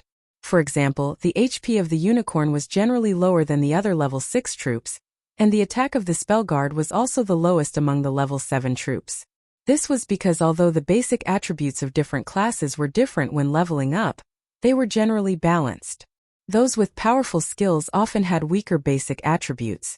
For example, Brando's Holy Grail Knight belonged to this class, and mercenaries belonged to the basic class with stronger basic attributes. So in theory, the Valkyrie had so many powerful skills. Her basic attributes should be relatively weak among the level 8 troops, but what Brando saw was that not only were Brunhilde's attributes not weak, but they were actually stronger than other level 8 troops. Her attributes were already at the highest stage of elemental activation, just a step away from elemental enlightenment. Not to mention that her physique was slightly lower than his now. Her strength was a street ahead of him, and her dexterity was on par with his. Her average attributes were also terrifyingly high, but in terms of basic attributes and strength, Brunhilde was a level higher than him. In other words, other than the unreliable foreign aid of Mephisto and Alaz, Brunhilde was now the second most stable combat force in Valhalla. And the average level 8 troop was just at the beginning of elemental activation. Isn't this cheating? Brando immediately felt that he had encountered the legendary backdoor left by the game designer in the game. A level 2 magic territory could actually recruit level 8 troops, and these so-called level 8 troops' combat power was basically comparable to level 9 troops. If this wasn't a backdoor, then what was? To be honest, Brando certainly liked it when it fell from the sky. But the problem was that he never believed that there was a free lunch in the world. Here he drew a big pie for him and he didn't know what kind of trap was behind it, especially when the more fragrant the bait, the sharper the trap behind it. He had encountered this kind of thing too many times in the game, so everything in front of him didn't make him feel the slightest bit excited. Instead, it created a strong sense of vigilance. He calmed down and said, "This strength doesn't seem to be a level 8 troop, right?" Babu looked at her lord with some curiosity. "My lord can actually see Brunhilde's strength at a glance." Ahem. Brando realized that he had let it slip in a moment of absent-mindedness. Although Valhalla was connected to his own system, Monique and the others didn't seem to know about his own system. Since Monique, who was in charge of Valhalla, didn't know, Babu had no reason to know. Brando thought about this and hurriedly explained, "I can roughly sense it. This seems to be an ability that Valhalla gave me." Babu shook her head and didn't doubt it. "I see, but my lord misunderstood one thing. Brunhilde is not a level 8 troop, but a level 9 troop." "Tier 9? You mean Valhalla can recruit them now?" Brendel was taken aback. "You mean Valhalla can recruit them now?" Not only did Babu's words not make him feel more understanding, but it also made him feel even more incredulous. Who would believe that a level 2 territory could recruit level 9 troops? Based on what? When Valhalla was burned down by an inexplicable fire, wouldn't it be? Was there some kind of conspiracy behind it? The more he thought about it, the more he felt that it was possible. There was a principle in the Amber Sword, and that was that the reward was generally proportional to the difficulty of the mission. Of course, there was some element of luck, but luck was generally related to adventure. You might find some unexpected wealth, but it was definitely not in the process of a regular mission. Valhalla was through the loop of trade winds, It was obtained through this quest line, and the story of this quest was epic, and the reward of Valhalla was also more than the price of the ticket price. But Brando felt that everything before this was natural, except for today's. It had even broken the balance of the game. He didn't expect Babu to still shake her head. No, my lord, Valhalla can't recruit level 9 troops now. Even if this is a legendary territory, your request is still too much for it to bear. Then what do you mean Brunhilde is a level 9 troop? Didn't you say it yourself? Brando was stunned. What I mean is, Brunhilde is a level 9 troop, but the other Valkyries are still level 8 troops because Brunhilde is the queen of the Valkyries, the leader of all the Valkyries. Her strength is above the others. In fact, there are 4 other leaders of the Valkyries, and they also have the strength of a level 9 troop, but the other Valkyries are only level 8 troops. You've grown stronger, Babu replied. So that's how it is. But it's still a little ridiculous for a Tier 2 territory to summon a Tier 8 army. But isn't it a little ridiculous for a Tier 2 territory to summon a Tier 9 army? But isn't it a little ridiculous to summon a Tier 8 army as well? Babu nodded as if it was a matter of course. Of course. Then? Brando frowned, thinking. You're not saying that, and you're not saying that, aren't you contradicting yourself? Babu glanced at him, as if realizing that his lord seemed to have misunderstood something, and hurriedly explained, My lord, I'm afraid you've misunderstood. I'm not saying that Brunhilde and her people can be recruited in the Hall of Warriors of Valhalla. Of course, the Hall of Warriors of Valhalla is indeed closely related to these brave warriors. To be precise, this hall is the Hall of Dawn. It's a subsidiary building of the temple. The Temple of Dawn? All of the Valkyries live in the Dawn Temple. That is their palace. The Dawn Temple itself doesn't exist in the modern world, but there is an exit that is connected to the uppermost hall of Valhalla. Legend has it that the Dawn Temple extends to the modern world with a silver staircase. This staircase was forged by the hammers in the hands of the people of the clouds. It is the staircase that connects the Valkyries to the modern world. It's a passage. Babu replied. Brendel finally understood what was going on. In other words, the Temple of Dawn was actually equivalent to a lair. And this lair could recruit the Valkyries' valiant spirit, a powerful level 8 troop. The craftsmen in the Hall of Warriors of Valhalla could forge the entrance of this lair. And this job was no different from the other lair, barracks, and functional buildings that Monique and the others cultivated in Valhalla. The craftsmen of the Cloud Dwellers could do it, which meant that they had to rely on these divine craftsmen in front of them. This was the true greatest value that Gorzu had mentioned. This was indeed quite a great value. A level 8 troop, even in the Amber Sword, was something that could only be encountered by chance, not to mention a powerful level 8 creature like the Valkyrie. Once Valhalla had them, it could be said that it would be the strongest fortress in this era. If it could survive for a long time and not be destroyed by natural and man-made disasters like in the game, it would not be impossible for this kingdom to become an empire one day. However, Brando was very calm at this moment. There was no free lunch in this world, and it was best not to daydream about summoning a level 8 creature in a level 2 territory. Babu and the others had given him so many conditions, and it was obvious that they had restricted the premise of the appearance of the Temple of Dawn. Needless to say, it wouldn't take much resources or time to complete in Valhalla. Before he was familiar with it, he probably wouldn't consider meeting these legendary warriors.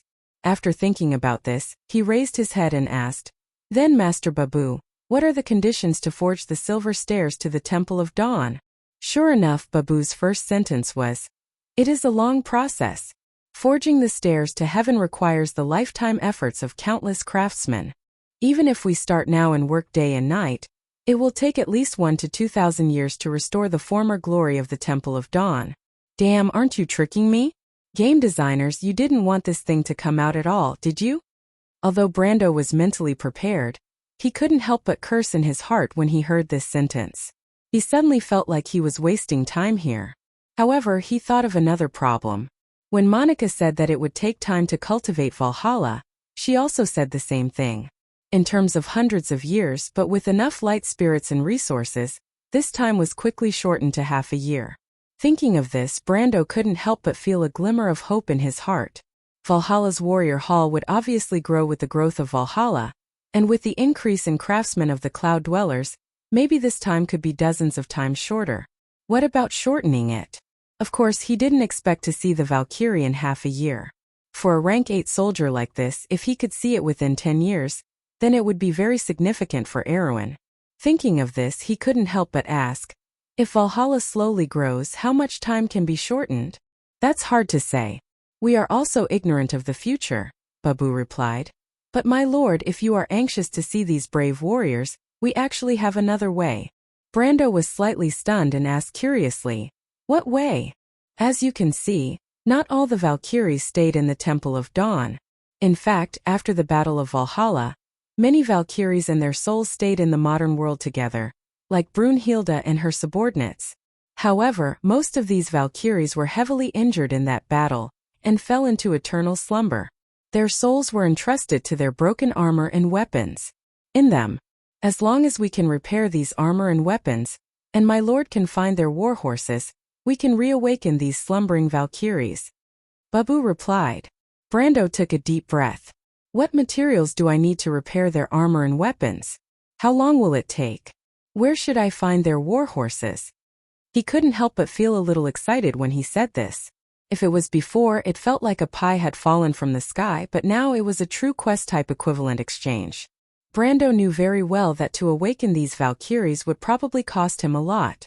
He had to pay a huge price, but it was definitely worth it. Because every time he awakened a Valkyrie, Valhalla would have a top combat power that was at least at elemental awakening or even close to elemental activation. Babu paused for a moment, then said, my lord needs to prepare the gold of the river, the sharp teeth that cut off the future, the blood of the Hydra lizard, and the singing silver. As for the Valkyries Pegasus, Monica spoke on behalf of him. We must build a nest for the wind steed. Holy shit. Brendel's head fell to the ground when he heard the request. P.S. This is the last chapter of the month. Everyone can see how I've been updating this month. I haven't stopped updating for a single day, and I'm full of integrity on the weekends. I'm here to ask for next month's monthly votes, and I promise that I'll continue to maintain my current integrity next month. I hope everyone can wait and see. I'll consider doing a double update at the beginning of the month tomorrow. I'll do it on Monday next week. I hope everyone will continue to support me. Chapter 863. The gold in the river wasn't referring to the gold that was buried under the sand at the bottom of the river. Instead, it was referring to the gold that was rich in magic that flowed quietly beside Elaine. This was one of the most precious treasures in the world. Witches often used it as a medium to change the future of witchcraft. That was why it was also known as the witch's gold. In the countryside, the greed that was often mentioned in fairy tales. The gold that the witches worked tirelessly to collect was actually referring to the same thing. This was an extremely rare magic mineral. Just a tiny bit the size of a fingernail was worth as much as a castle. In the game, the witch's gold had another important use, which was to break the strings of fate. Simply put, this kind of gold was necessary to go from the highest stage of the elemental activation realm, the sage realm, to the realm of perfect body. It was necessary to use it as a medium to cast extraordinary spells. Before the War of the Slate Slabs, Brendel had never even heard of this legendary mineral. It was only occasionally mentioned in some books. The first time the players of Wone discovered the witch's gold was after the end of the Holy War. In the Year of Sparks, the first slate was found in the White Mountain at the border of St. Tossel. Since then, the players began to enter the Black Forest on a large scale. This was the first time the witch's gold appeared in the player's vision. But this kind of gold was extremely rare even in the Black Forest. To put it simply, the probability of it appearing was slightly lower than the Spring of Youth. And every time a Valkyrie was resurrected, it would require a pound of the gold of the river. A full pound. Brando even had the thought of killing Babu. It would be better to just tell him that the Valkyrie could not be resurrected. In comparison, the other materials were much simpler. Cutting the future teeth was referring to Fenrir's teeth. Of course, its children were also counted. Fenrir's children were considered twilight monsters, which meant that they would only appear in the Calamity of Wolves, and it had to be a large-scale one, such as the one in the Loop of Trade Winds. And often, the appearance of Fenrir's children in the Calamity of Wolves meant the complete destruction of an area, accompanied by disaster and slaughter. Their teeth were rarely left as spoils of war. It was equivalent to being worth thousands of gold. As for the blood of the Hydra lizard, it was the best thing for him to obtain because he had the eggs of the Hydra lizard. As long as he could cultivate the Hydra lizard nest, he would naturally have as much Hydra lizard blood as he wanted. As for the singing silver, this thing only appeared in the Black Forest singing spring. Its rarity was second only to the river's gold. Fortunately, there were very few people in this world who knew how to use this magic metal. Most people treated it as a collector's item, so its price in the market was not high. Occasionally, it would even appear in auctions around Ampere Seal. Everyone could see that as long as one paid attention and was willing to spend a lot of money, it wasn't impossible to collect a silver that could sing. The Wind Steed's Lair. That's right. The Riding Wind Colt was a level 6 creature, and it was one of the more precious ones. It was only occasionally caught in the wind elemental plane. As for its nest, no one had ever seen it before. He had never even seen a nest before, so how could he build it? A nest for this thing? Unless Valhalla itself could provide the lair of this thing, it was basically wishful thinking. However, he had repeatedly asked Monica, but she still did not know anything. The Light Spirit Girl still said the same thing. The knowledge she knew was limited by Valhalla. When the Valhalla Warrior Hall was built, information about the Valkyrie entered her mind. But as for she did not know anything else. However, she gave Brando a compromise, and that was to buy a Riding Wind Colt. The market price for one was only 1.2 million tor, which was the income of the Tonagel for half a year. When Brando heard this, he wanted to shut the light spirit in the drawer, so that she would not continue to nag in his ear. He could not help but sigh deeply. Sure enough, there was no free lunch in the world. Whether it was forging the silver staircase or awakening the dormant Valkyrie, at least for now, they were all things that were out of his reach. Fortunately, when the Valhalla Warrior Hall was built, there were a few more famous Valkyries, such as Brunhilde and her 4 deputies Skagal, Courtney, and Grey. Skagal, and Grey were all famous Valkyries in history. Other than Brunhilde, who was at the peak of elemental activation, the others were also at the peak of quasi-level 9. In terms of strength alone, they were more powerful than Brando himself. However, their combat strength was far inferior. Brando had fought with each of them in private, and he had to use 9 Luminary Sword Art and Flash Strike Sword Art to defeat Brunhilde, who was the strongest in combat. As for the others, he could easily defeat them with just his terrifying combat experience. He even estimated that if the Planeswalker's abilities were more mature, and coupled with the Planeswalker's abilities, even if these 5 Valkyries were to fight against him, he would still be able to defeat them. If the Valkyries worked together, he would still have the strength to fight. However, Brando did not think about this. His trial battle had won him a lot of respect among the Valkyries. The Valhalla Warrior Hall's heroic spirits respected the strong, and his strength as their leader had obviously won the unanimous approval of Brunhilde and the others. Even Babu's attitude towards him had become more respectful. Unfortunately, this kind of respect did not mean anything. Babu actually told him that Brunhilde and the others could not leave Valhalla to fight because Valhalla could not afford their mana consumption. When Brando heard this, he almost fainted. It turned out that before the Dawn Sanctum was built, the Valkyries' daily activities all came from the mana reserves in Valhalla. If they patrolled and fought in Valhalla's area, then the consumption was still very low. According to Babu, there were only a few hundred to 1,000 units of mana per day, which was the mana of 10 moon crystals. However, once they left Valhalla's area, the consumption would increase exponentially. Brunhilde and the others would need to leave Valhalla for a week, and they would need to use up as much mana as Valhalla's first phase. The total amount of mana was a little more than 130,000, which made Brando's teeth ache a little. For example, the war with the Bloodstaff this time could be considered a small-scale civil war and border conflict, but it would drag on for at least a month. In a month, he would need to pay a few thousand moon crystals. Although it was not that he could not afford it, it was obviously not worth it. Moreover, if the war dragged on, the money would flow out like water. Therefore, Brando decisively let Brunhilde and the others stay. The reason why Hilda and the others stayed in Valhalla was because they were not needed in this war, and their claws were sharpest when they were hidden.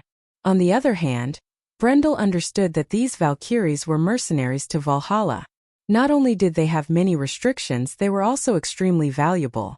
In short, if he could not use them, then he would not use them. He sighed and could only think so. He raised his head and it was drizzling in the sky. After the moon of autumn, the weather had turned cold. The rain brought with it a bleak chill, and when it touched the skin, the chill seeped into the bones. The Chablis region was filled with rolling hills. In such a cold and humid weather, he stood at the top of a hill and looked down. In his field of vision, there seemed to be countless figures moving through the forest at the foot of the hill. Under the jagged leaves of the Erewhon oak, or under the fine leaves of the blue oak, there were many figures in gray cloaks moving forward. Not all of them hated the rain. Some of them took off their hoods, revealing their beautiful faces. Their long blonde or green hair stuck to their slender necks and smooth foreheads. Beside them was a pair of pointy ears, and they carried a wind archer bow that was one size bigger than the elven longbow. One after another, they passed through the dense thorny bushes and wild strawberry bushes. It was already the third day since they left Valhalla.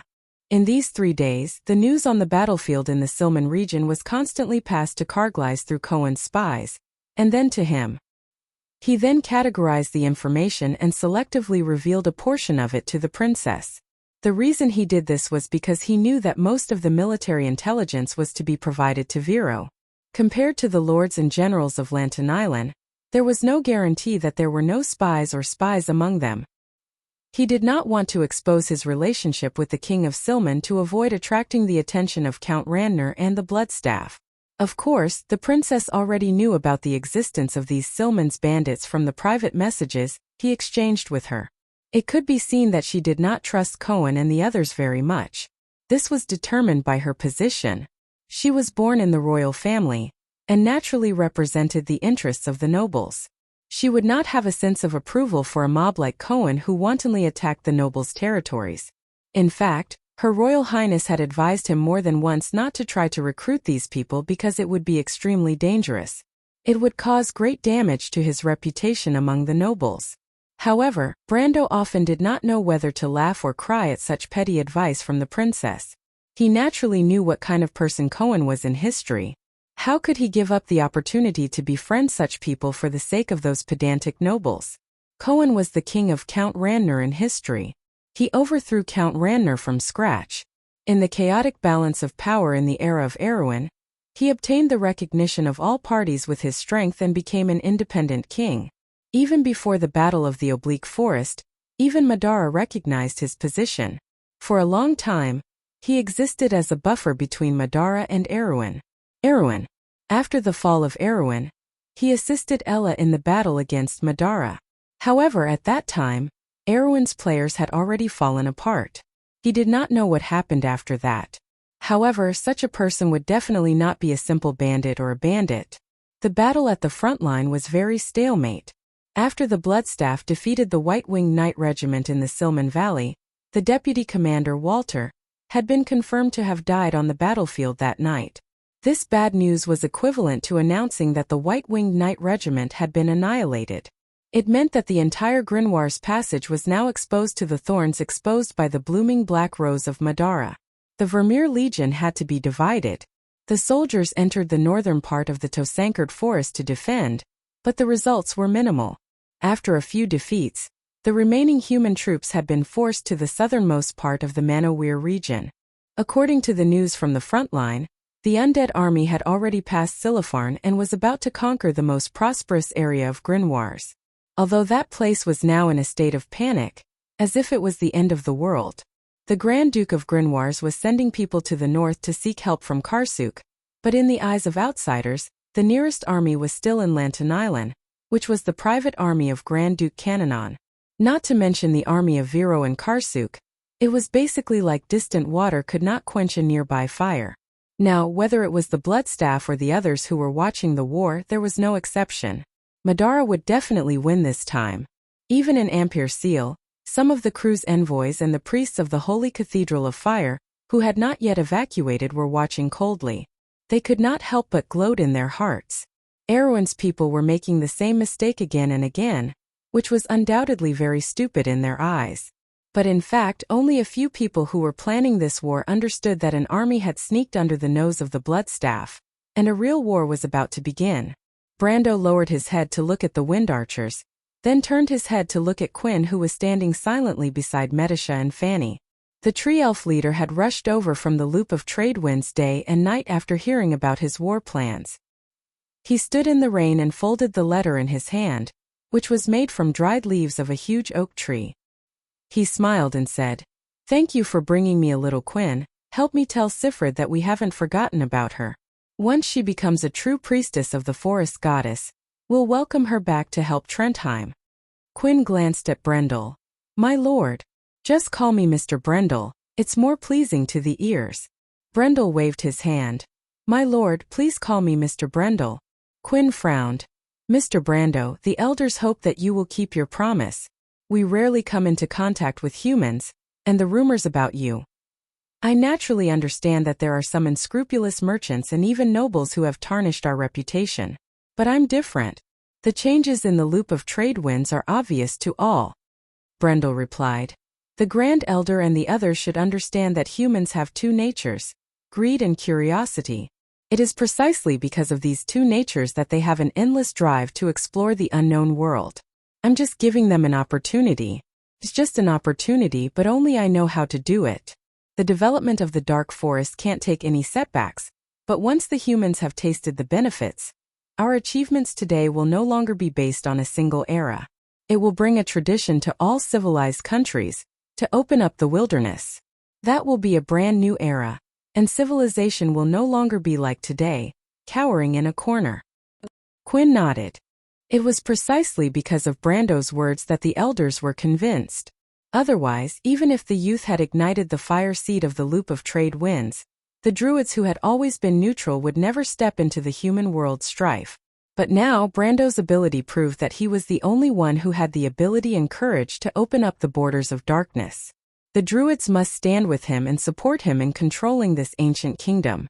Brando painted a tempting picture for them, and once the scene in the picture scroll was realized, it would be the dream of the druids for generations to come. It was so grand and magnificent that Quinn could not understand why a human, a superficial human noble, would have such ambitions. He looked at Brando and replied, "I'll pass on your words to the elders. I'll leave my children in your care. Please treat them well." Brando nodded solemnly. He was not keen on war, but Erwin had to live. Sometimes people had to fight to live. "Count." At this time little Pero, who had been standing aside, finally spoke. Veronica had asked them to stay in Valhalla to protect His Highness Lenneret. The young men of the Folded Sword Knights had inherited the best qualities of the Imperial Army: loyalty and obedience. There was no objection at all. However, they were a little embarrassed at the moment. The Folded Sword Knights could not exist as an independent armed force in Tanajul. Little Pero and Brun knew this in their hearts, so nominally, they were under Brando's control, but as for how to control them, it was very particular. If His Highness Lenneret was only here for a general stay, then they should exist as the private guards of Cruz's eldest son. In this case, Brando could limit their scope of activities and power, but could not directly order them. Another situation was that His Highness Lenneret was here to ask for protection. In this case, in addition to the personal guards, Emperor Cruz's eldest son obviously could not have a private armed force, but Veronica did not make it clear to them on this matter.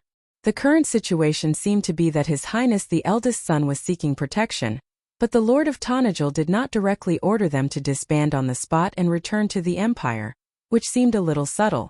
A few days ago, they accompanied the eldest son to participate in the military meeting at Brando's invitation, and the message revealed in it was very memorable. The Lord of the Legion did not explicitly tell them what to do here. It could be said that he neither agreed nor stopped them, but the Lord obviously intended for them to participate in this war, or at least showed them one thing: an attitude. As for what the Folded Sword Knights would choose, little Pero was actually very clear. The warlike blood flowing in their bones had helped them make a choice, and they certainly wanted to participate in this war. Oh, Chapter 864. They had thought that if they stayed in Erwin, there was no doubt that their next life would be boring, even monotonous. This was not the Empire. There was no opportunity to make a name for themselves. There were no enemies like the Hazel People, the Wind Elves, the Fanzan Knight, or even the Barbarians. Their role here was only to fulfill their duties. They were soldiers and naturally had to obey orders, but at the same time, they were still young, hot-blooded knight. Who did not want to conquer the battlefield and make meritorious contributions? But suddenly, such an opportunity appeared in front of them. Although they were not fighting for the empire, at least they were not enemies of the empire. The nobles of Erewhon were also recognized by the various countries. The key was that if the crown prince also recognized them, then they were in fact equivalent to fighting for the Kurlutz royal family. Almost everyone was tempted. Little Pero even asked Veronica and the crown prince's opinion at the instigation of Brund and the others. The answer he received was that Prince Lenoret was secretly staying in Erewhon as the most distinguished guest, sharing honor and disgrace with Count Tonagel. Therefore, Tonagel's war was His Highness Lenoret's war. So, if Count Tonagel allowed it, the Folded Sword Knight Regiment could be allowed to take orders from Erewhon at the same time, but they still had to prioritize the safety of His Highness the Crown Prince. This answer revealed too much information. But little Pero was not in the mood to analyze how many conspiracies and interest exchanges there were, because he was also tempted. They were born for war. Who would not be willing to go to war to kill the enemy? In addition to the confrontation with their own country, they can fight with all the enemies. War is their glory, scars are their medals, they have won. They were called the Imperial Knight Regiment. 3 days ago, Brando still brought all the members of the Folded Sword Knight Regiment in the name of the observation group, and even Prince Lenoret was in this so-called observation group. But little Pero understood that their opportunity had come. Seeing that they were getting closer to the battlefield day by day, he finally could not help but call out to the Count. Brando glanced at him and smiled in his heart, thinking that these guys couldn't hold back anymore. When he made Veronica agree to let the Folded Sword Knight Regiment stay in Erewhon, they were loyal to the eldest prince and at the same time obeyed his orders, but he played a trick and did not let Veronica directly tell the inside story to these young people. The reason was simple. He knew that with a little if he gave these young people a hint, they would definitely not be able to resist it. He knew these young war maniacs from Cruz too well. In the future, 1/3 of the Empire's generals would gather here. These people were born for war and could not bear the loneliness. These young knights have received the strictest training. They have gone through the most rigorous knight examination and combat test. It was impossible for them to come to Erewhon for a vacation. If there was no chance, they might be loyal to their duty and be willing to be lonely. But if there was a slight possibility, they would definitely seize the opportunity. Therefore, instead of giving them orders, it was better to take the initiative to stimulate their enthusiasm. He also wanted to see how powerful these future generals of the Empire were. But even if he had such a plan in his heart, he still asked faintly, "What is it?" The rolling hills of the Slovenian area extended to the end of the Pine Mountains in the Silman area, and the eastern foot of the Chablis Mountains converged here, outlining the most rugged terrain in the northernmost section of the Grinoires Passage. This was also the easternmost part of the Tosancade Forest.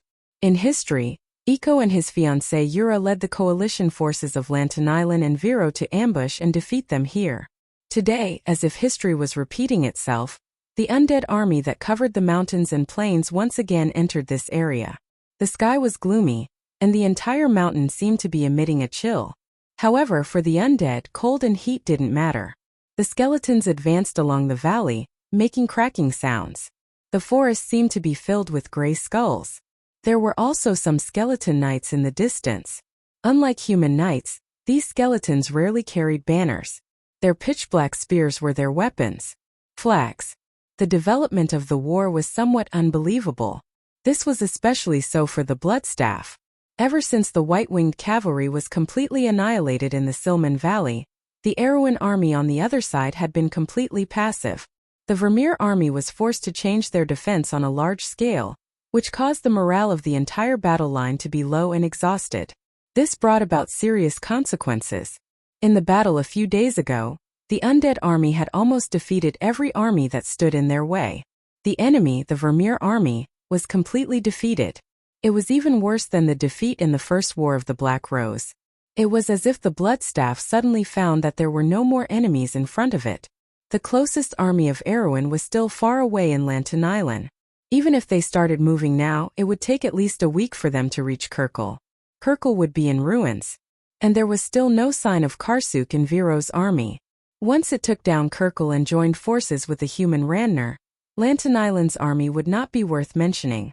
This was something that the Supreme One could not do in the war a year ago, but now it was easily done for him. The Bloodstaff's heart was filled with pride and satisfaction. In his opinion, the Erewhon army of Grinwars was not worth mentioning. He had once swept through Karsuk, and those Highland knights were his real opponents. In comparison, the Erewhon people of Grinwars were weak and stupid. It was a disgrace to suffer losses in the hands of such an enemy.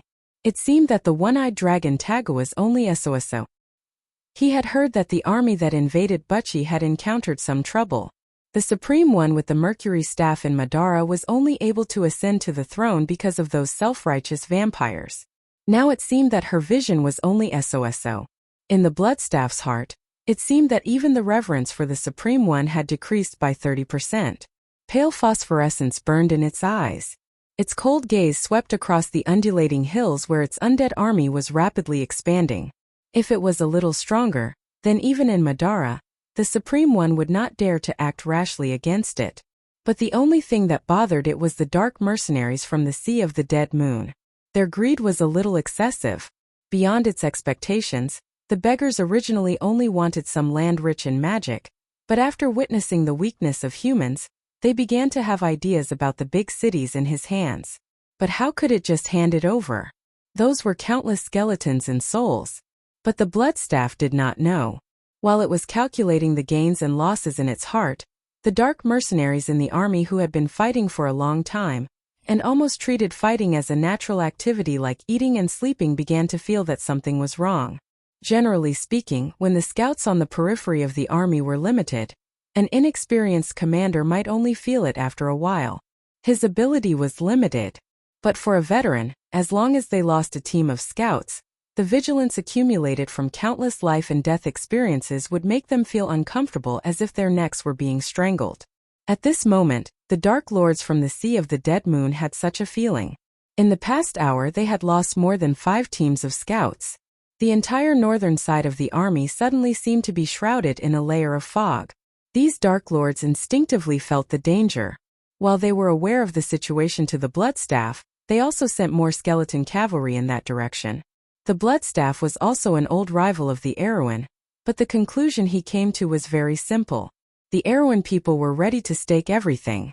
They wanted to stop the undead army from blocking the undead army. Otherwise, if they missed this barrier, the Kirkle Castle would be defenseless. This conclusion was approved by the Dark Lords. After all, unlike the Bloodstaff, these dark nobles from the Sea of the Dead Moon knew nothing about the Erewhon. Other than the Vermeer Legion in front of them, the only thing they knew about the kingdom was the White Lion Legion and Ampere Seal. It could be said that their current military deployment of Erewhon in the south all came from the Bloodstaff. The Bloodstaff told them that there was no one left in Grinwars. They believed the existence of such an army, and did not consider the existence of other ambushes. In fact, the Bloodstaff's judgment could be said to be correct. According to the information from Madara, the south of Erewhon was now a sheet of loose sand. Princess Grafine had unified the forces from Ampere Seal, Arek, and Tanajal, but she only had nominal power to rally Lantanalan, Viro, Grinwars, and Karsuk. Moreover, the lords of these areas had their own conflicts. Before facing a real threat, the possibility of forming an alliance was very slim. However, the Bloodstaff would never have dreamed that in the south of Erewhon, there was a knight madman called Iko. The thing he loved to do the most in life was to poke his nose into other people's business. In history, this Lich Lord had carelessly lost his life in such a reckless manner. At this moment he was still stubbornly stubborn, repeating the same mistake. Moreover, this time, not only did the madman knight Iko intend to teach him an unforgettable lesson, far away in Tanajal, there was also a sinister and cunning existence that had been scheming against him since a few months ago. Iko was frowning as he stared at the map in front of him. At this moment, he was not only the representative of Lantanalan, but also the commander of Duke Karnon's noble army. Of course, he did not have any commanding skills. In fact, the entire battle plan was completed under the repeated modifications of Buga, Makarov, Audin, Yura, and the knight generals under Duke Viro. Of course, the Highland Knights had also been included. In the end, the Highland Knight side sent a small group of Silver Knights. There were about 400 of them. Although the number was not high, their average strength was enough to raise eyebrows. Not to mention, This group of knights was accompanied by a group of wizards of the same strength. Such a luxurious arrangement almost made everyone feel a little surprised. It had to be said that the Highland Knight had always maintained a transcendent position in Erewhon, relying on their strength that was superior to the kingdom. However, after the princess told Brando about this matter, Brando was a little amused. He knew that the Highland Knight side did not have many knight groups like this. There were only 3 of them and they were their elite troops. This time they should be the Knights of the Sacred Stone. However, it was a little strange for them to make such a statement. It did not seem to be necessary to say that they were showing off. Their current status was not something that could be achieved in a day, and their current actions seemed a little too enthusiastic no matter how one looked at it. However, in fact, since the Battle of Ampere Seal, the behavior of these knights was a little too strange. They could have not gotten involved in that muddy water at the beginning, and it would not have done them any good.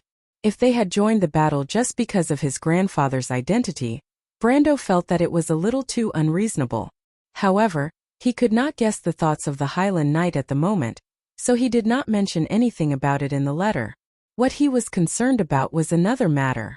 The entire battle plan was in fact written by him. It was not easy for him to persuade everyone to focus on the Bloodstaff through the princess. It had to be said that the people of Erewhon in this era seemed to have a deep-rooted prejudice against Madara. They thought that the country in the darkness was only good at small skirmishes at the borders. After the War of the Black Roses, most people thought the same way. In fact, during the war a year ago, the undead army didn't enter Aween's borders, and the flames of war only stopped at the borders. Only the Vermilion Legion, the Southern Legion, and the Highland Knights fought against Madara. Thus, in the eyes of most people, the undead army didn't even reach the borders. In the eyes of most people, including those who had fought against them, Madara was an image that could be compared to bandits and robbers. Whether it was the royal faction or Duke Vero, most people's attention was on Count Randner. In their opinion, what they should do was to first defeat Count Randner, and then the Bloodstaff would naturally retreat after losing its spy. Even the Highland Knight had the same opinion. They had fought against Madara the most and had the deepest prejudice against them. Karsuk, but it was actually an exaggeration. At that time, the Bloodstaff's vanguard did not even sweep half of the Karej region before it was stopped by the Highland Knight west of Silver Horse City. After that, it went south to Gold City and circled around before returning to Madara. They knew best how capable those skeletons were. On the other hand, Count Randner was Erewhon's greatest threat. Once Count Randner was defeated, the chaos in the south would basically be half resolved. As for Duke Vero, he still had a personal grudge against Count Randner. The only one who supported Brando was Eek, but the Knight Madman simply did not want to fight in a civil war. In his opinion, the invaders should be taught a lesson first. But in the end, Brando convinced everyone with the reason that Count Randner could escape to Madara even if he was defeated. Although it did not matter to Erewhon whether Count Randner escaped or not, this reason convinced Duke Vero. This duke was definitely the one who was most unwilling to see Count Randner escape. The hatred between the duke and Count Randner went back several generations, and it could be said that it would not end until one of them was dead. Duke Vero, since he supported Brando's plan, and Lantern Island's representative, Eek, the Highland Knight, no longer objected. In the end, Brando's plan was unanimously approved. The priority was to ambush the Bloodstaff. This battle plan was basically copied from the time when Eek and Yura led the allied army to ambush the Bloodstaff. The location of the ambush was still in Silipharn, which was the most advantageous terrain. It could be said that they had a greater advantage now compared to the past. In the past, Eek could not find a way to enter Silipharn, and could only sneak in from the north of Tosancade Forest, which wasted a lot of time. But this time Brando convinced Cohen and the others to open the gates for them. Silipharn's hills were now under their control, and they could secretly place an army under the Bloodstaff's nose at any time. But it was at this time that Eek encountered trouble. According to the original plan, Duke Vero and Lantern Island's allied army would wait for Tanajal's army to arrive before launching an attack on the Bloodstaff. But there were still a few hours before the attack, and Duke Vero's knight subordinates were beginning to lose their patience. Eek had yet to figure out what was going on, but Makarov and the rest had already realized the problem. Vero was the first to speak. Duke Vero's subordinates obviously treated the Bloodstaff as fish on the chopping board. They felt that Count Tanagel's purpose in proposing this battle plan was purely to share the credit with them. The reason was simple. Lantan Island's army and Duke Viro's army were almost twice the size of the Bloodstaff's army, and it was well known that the undead army's individual combat ability was inferior to that of a human's. Human's army was known to be weak. It was only in a situation where the difference in military strength was twice that of Trenthium's. Furthermore, it was an unintentional scheme, so there was no need to wait for Trenthium's army to arrive. Therefore, as soon as the Bloodstaff's army entered their field of vision, these local lords and night lords began to get restless. When Makarov and the others told this to Eek, this night fanatic suddenly had a headache. He never dreamed that such a situation would occur. In fact, it was not only him, even Brando himself did not expect this. Brando only remembered the ambush in history, but he forgot that the Erewhon nobles of this era were not the same nobles that Princess Grafine built a decade later. It was the army that he and Freya had built after the Rising Kingdom. More importantly, the Anthony Alliance was actually led by Eco in history. But this time, because of his and Her Royal Highness's intervention, Duke Viro had sent out far more troops than in history. So now on the battlefield, it was very doubtful that Eco's words still counted.